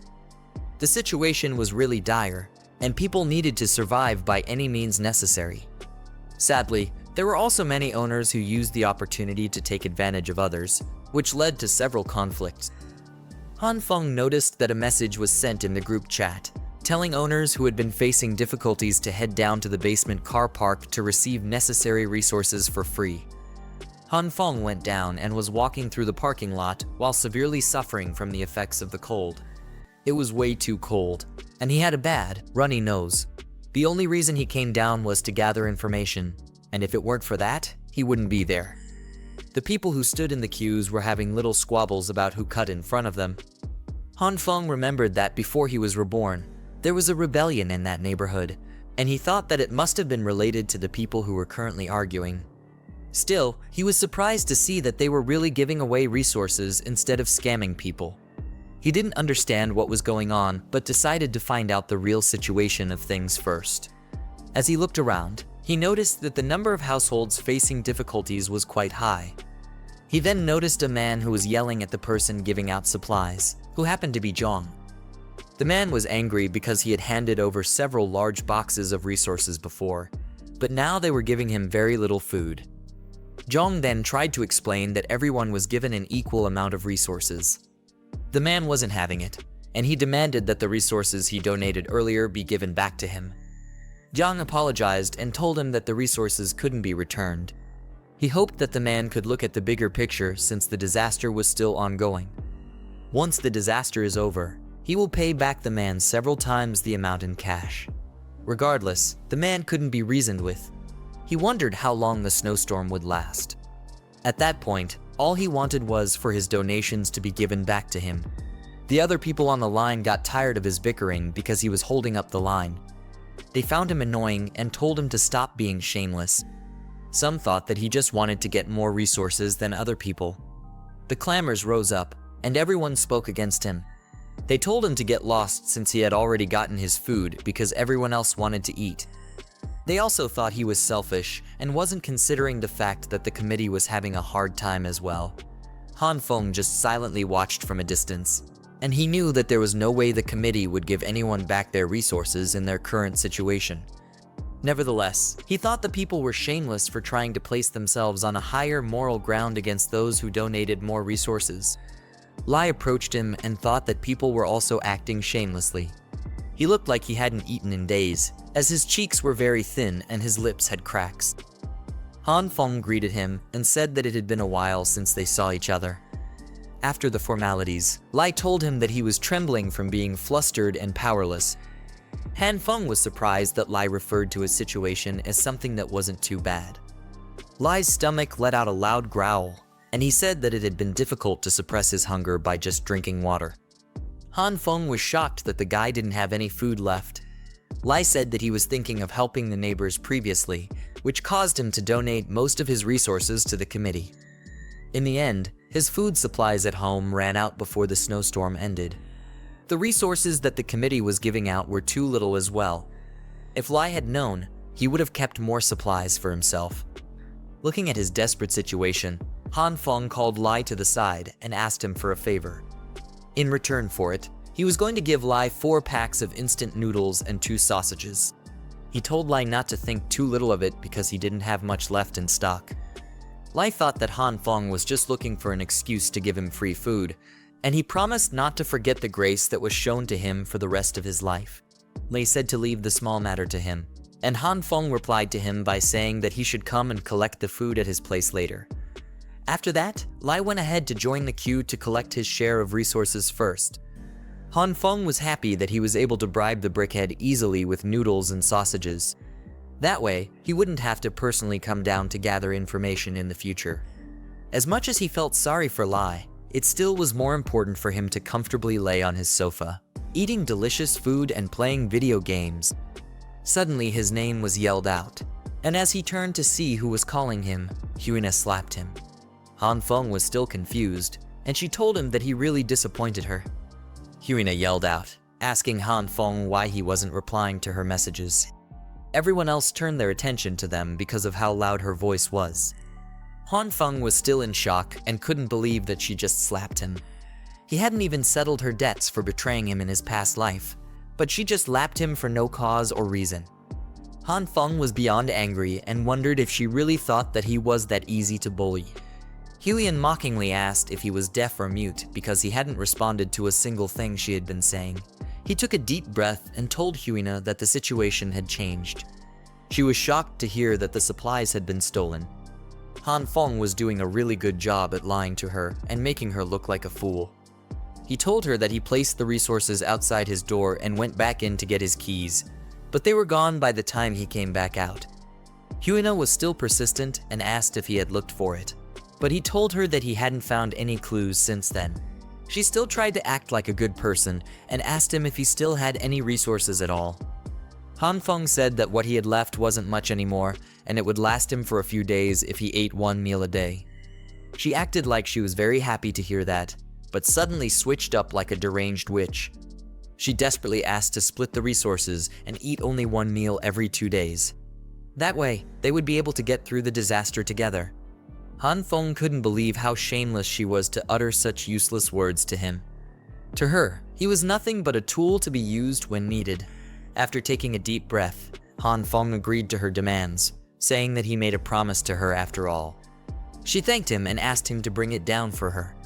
Han Feng said it would be done later at night and told her that he would send a message when he was done packing them. She turned to head back and told him to go back home as well so that he doesn't catch the flu. Han Feng looked fed up with the witch as he bid her farewell and told her to wait till nighttime. That night, the blizzard was blowing violently, and the buildings had slowly started to freeze up. Huiyan had sent countless notifications to Han Feng, saying that she was at his lobby and asking when he was coming down. She wondered what he could have been doing because he wasn't replying to her messages or picking up her calls. She sat by the wall and was slowly freezing to death while waiting for him. Huiyan wondered if she was going to get stood up again, but hoped that it wouldn't be the case. Her terrible situation doubled down because the lift had also stopped working. With no other choice, she took the stairs and started climbing up to Han Feng's apartment. She cursed him out and said that if it weren't for the resources, she wouldn't be looking for him. Hyun barely had any strength as she climbed the stairs because she had been starving for a few days. She got to the 16th floor and was almost there when she noticed that the emergency lights were also broken. She looked up and saw a strange, shadowy figure above her, and the person was holding on to something. Clenching her chest and calming her racing heart, she asked the person to identify themselves. The person then dropped the bag that they were holding, and it went straight for her head. As it landed on her, the lights suddenly came back on. She called Han Feng's name, and there he was, standing in front of her with some bags. He apologized to her and said that he fell asleep. When he saw her messages, he came running down with the resources, but he didn't expect the lights to suddenly go off. He said that he bumped into a rail and mistakenly dropped the flower on her head. Hyuna was furious and asked if he was a pig, also saying that he couldn't do anything properly. She was completely disgusted at her state and at him. Han Feng secretly smiled to himself because this was something he had specially prepared for her. Slowly but surely, he was definitely going to get back at her. He then offered her the 2 leather bags he was with, saying that those were his remaining supplies. She opened the bag and saw that every item was spoiled and already moldy. It was basically trash. Han Feng then said that he had to eat carefully to keep so much of the leftovers in stock. Hyun, on the other hand, couldn't believe the filth that he handed to her. It was so dirty, and she wondered if any of it was edible. Han Feng grabbed the bag and told her that if she didn't like it, she should give it back. Hyun was beyond desperate because she had been starving for a while. She snatched it back and told him that she never said that she didn't want it. He looked at her with pity and couldn't believe that she was the so-called goddess whom he had been pursuing with all his might. Hyun continued analyzing the items and figured that their insides should be fine even though the outside was black. She said that she should be able to eat the apple if she peeled it with a knife. There was barely anything left of the flower, but she still took it from him. At least there was still half of it left. As Han Feng went back up the stairs, he stopped to look at the foolish girl and said that the spoiled food should be enough to give her an upset stomach for a few days. It also wasn't possible to take a shower in that weather, so he said that she should let the flower stay on her for a while. As he walked back to his apartment, he noticed that there was something strange about the air. A shadow was slowly following him, so he stepped into a corner. As the person approached, he grabbed them by their jacket and slammed them into the ground. He was about to feed the person a knuckle sandwich when he noticed that it was a cute girl wearing glasses. Han Feng asked her what she was doing and if she was following him. The poor girl just lay on the floor and couldn't wait for this creep to get off of her. She didn't utter a single word and instead just stared at him. Seeing that she was refusing to speak, Han Feng threatened to tear off her clothes if she didn't say anything. Still, the girl just innocently looked at him and was silent. Han Feng saw there was no hope, and he got off her, also saying that he would let her go this time. As he walked away, he told her to get back home quickly and to stop playing pranks and being mischievous. He suddenly stopped and noticed the girl was tugging on his jacket. He asked her what the problem was, but the girl still didn't utter a word. Han Feng told her to stop staring like a creep, and if she wasn't going to say anything, then he would leave. The girl then pointed in the opposite direction, and he figured that she was asking him to follow her. The two of them got to her room, and he couldn't believe how huge the place was. He was also completely baffled at how much supplies the girl had prepared beforehand. She confirmed to him that she already knew the snowstorm was going to happen. The girl spoke like a dumb NEET and told him that her calculations resulted in the fact that an ice age would occur. She said that she had mentioned it in the group chat, and Han Feng realized that she was the strange outcast in the group who knew about the snowstorm. He said it was awesome, but then asked if she brought him to her house just to talk about her calculations. The girl pointed towards some screens, and Han Feng saw recordings of himself that showed when he was purchasing supplies. He got nervous and asked the girl if she had been monitoring him. As she undressed herself, she gave him the same affirmative answer. Han Feng was shocked to see the young girl's unclad body. He asked her why she was suddenly taking off her clothes, and she said she felt hot. He obviously misunderstood her and then asked her to put her clothes back on. The girl wore a big shirt instead, and they both sat down on the sofa while she used her laptop. He then confirmed that she was monitoring him because she was suspicious of him hoarding resources before the snowstorm. The main purpose of his being monitored was so that she could check if there was a possibility of cooperation between them. Han Feng then asked what the whole cooperation was meant to be. The weird crawled over and was in between his legs, which made him very uncomfortable. His face went red when he saw that her clothes were nearly revealing her backside, and he asked her what she was doing.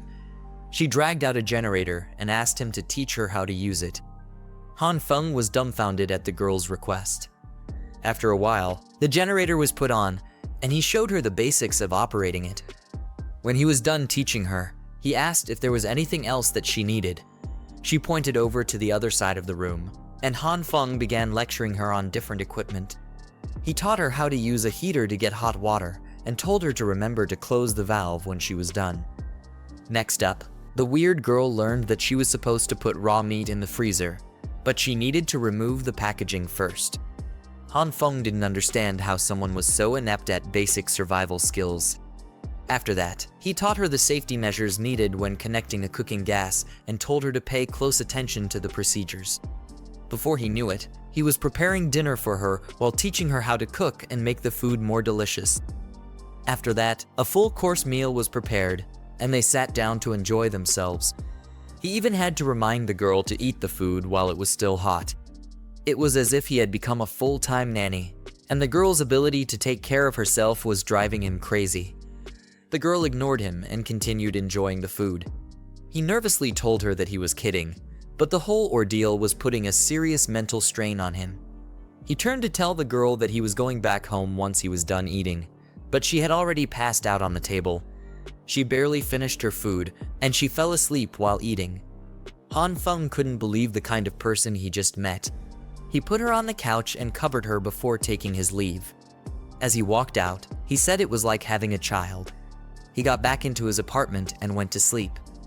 The next morning, the girl came knocking at his door, and he wondered what was going on so early in the morning.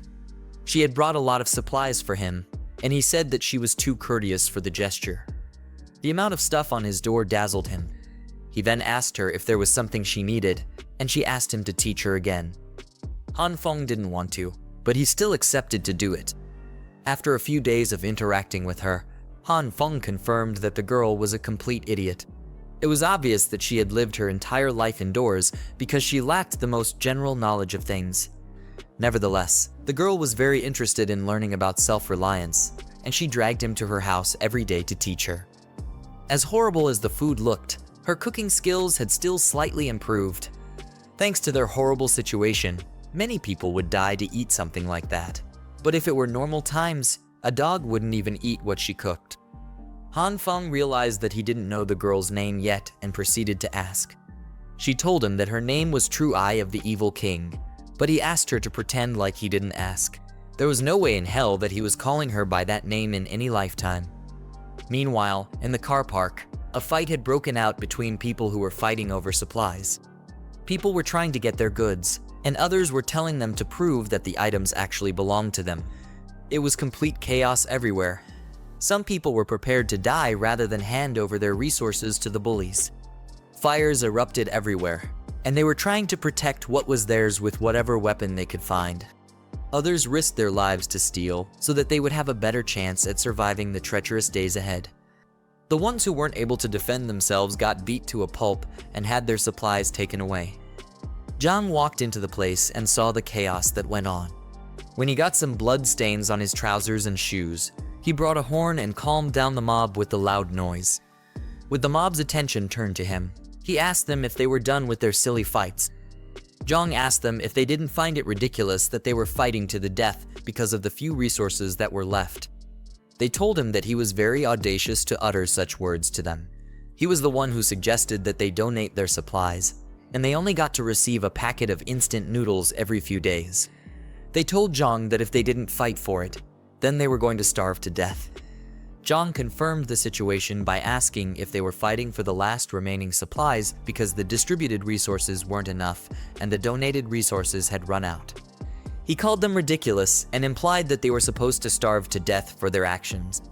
He asked them to think carefully about the one who brought about the situation, and they said it was him. Zhang picked up a loaf of bread on the ground and said he would help them remember. The bread, which was originally a few dollars, had been raised to tens or even hundreds of dollars by those who had abundant resources. To squeeze the people dry, a piece of bread was split into 5 or 10 pieces to auction. Zhang told them that those people managed to get rich due to the disaster. Not only did they use up all their money, they were even having internal strife due to the few remaining resources. Zhang said that it was ridiculous because the people who increased prices were the ones who had plenty of resources but did not donate any. They raised the prices with malice, but it was the rest who were going to starve to death. In an attempt to stir up the crowd, he asked them if the situation was fair. He used his charisma to raise their spirits and told the people to stand united to get back the resources that belonged to them. The mob felt that his words were right and that they weren't being treated fairly at all. They wondered why the ones on top had to benefit while the rest of them were being starved to death. Zhang watched the mob as they got riled up and decided that they needed to get back their share of resources. They didn't see it as anything wrong. Instead, they felt that they were just taking back what rightfully belonged to them. Zhang had a sly smile because he knew that his plans were working exactly as he wanted. Lai saw the chaos that had ensued and concluded that everyone had gone mad. He picked up his phone to text Han Feng and tell him that something big was about to happen. As time went by, the temperatures got worse and the ice engulfed the building. While Han Feng was lying on his couch, he heard the sound of notifications on his phone. Lai had texted him and told him that the people had gone mad. He told Han Feng that Zhang was inciting the owners to snatch resources from the rest, and they had started going from door to door, prying people's locks. Han Feng panicked because he knew that his life would be over if they found out how many supplies he had stored in his room. Lai told him not to face the mob head-on because they all had weapons. He suggested that Han Feng should hide and lay low. Han Feng nervously opened his curtain to see what was going on outside.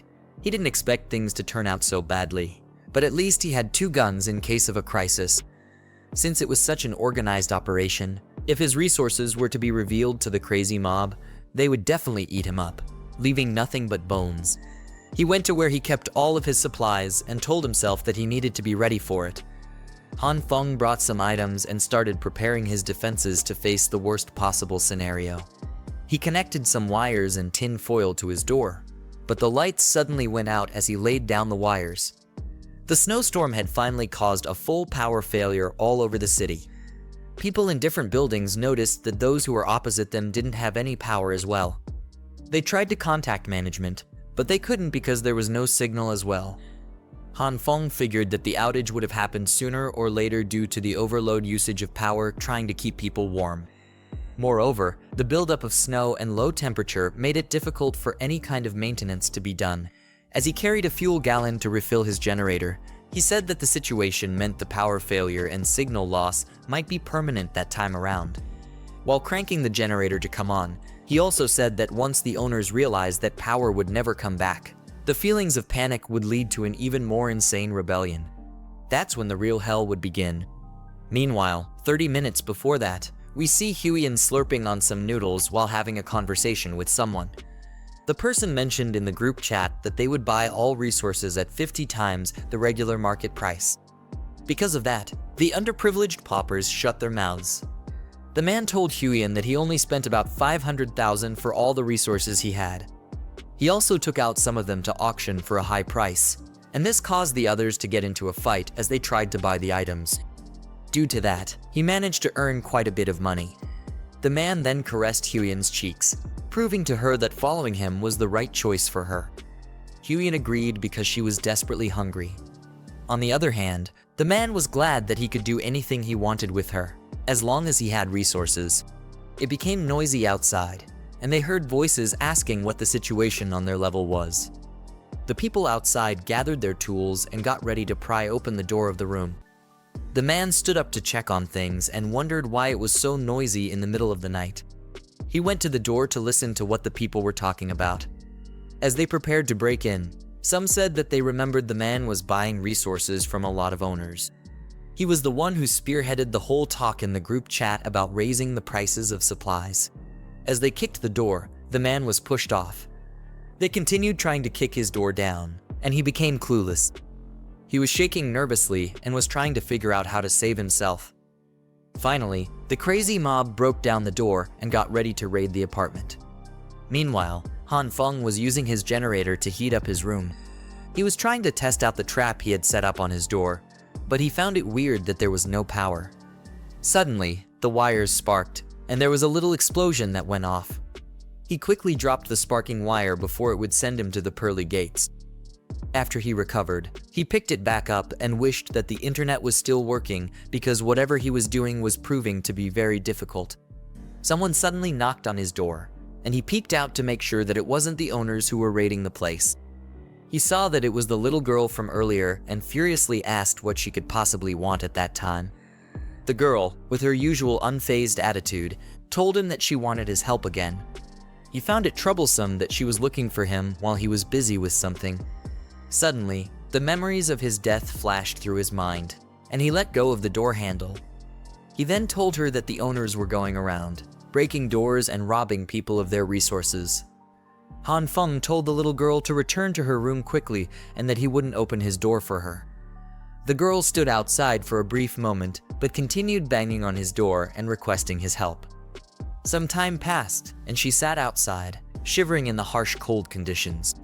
She started hearing the voices of the owners who were getting closer. Some of them were trying to be quick in order not to let their subordinates get ahead of them again. They were ready to break down any door, regardless of whether it belonged to a fellow owner or not. Just as they popped into the corner where she was sitting, she was suddenly gone. The guys noticed that no one had been to that floor yet, so they split up and started prying the doors. The two owners who stood in front of Han Feng's door got their crowbars ready. They knocked on his door and said that they were there to deliver resources. Han Feng sat with his back to the door and covered the little girl's mouth so that she wouldn't make a sound as well. He was shaking nervously and hoping that they would pass his apartment without causing any trouble. When there was no response, the owners started frantically banging on his door like madmen. Han Feng whispered to the girl not to worry because his door had been reinforced, but she was still very unbothered by the situation. The door handle was so sturdy that they found it very hard to break it. They decided to head to the next apartment and leave a mark on Han Feng's door so that they would return when they were done.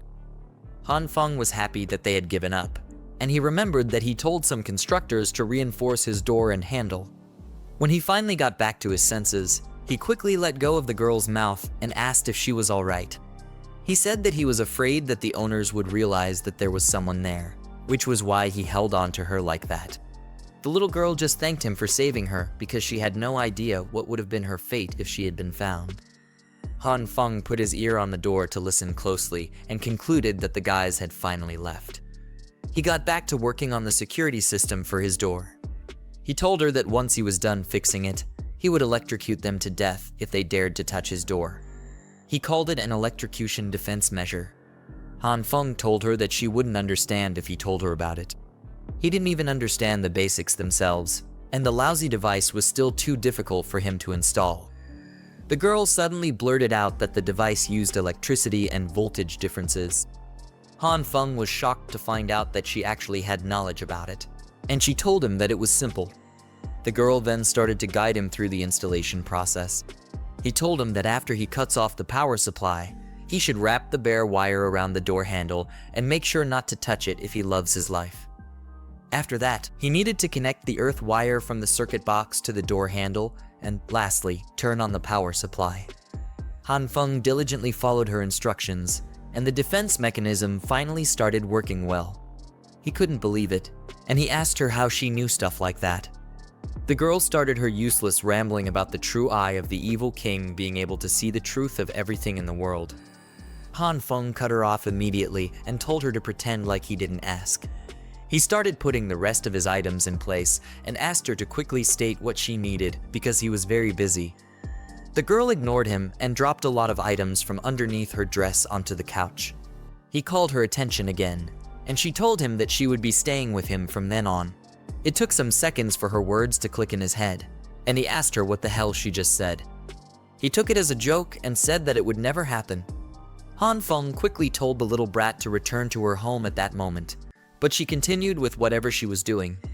His legs got tangled up in the wires, which made him trip and fall to the ground. His hands were suddenly glowing with a purple color, and he was surprised that the fall didn't hurt at all. He touched his coffee table with his enchanted hands, and it suddenly became as soft as a blanket. Looking closer at his hands, he noticed the purple light and wondered if that was what caused his table to become soft. Even the toolbox and everything else he touched at that moment became as soft as a marshmallow. He started fiddling around with his hammer and wondered how the purple light caused items to turn soft. Moments later, Han Feng realized that the little girl was still in the room, and she was just watching him silently. He quickly panicked, but she was intrigued by the ability he just displayed. This is the end of the video. If you guys want to see the next part, then don't forget to subscribe and like the video.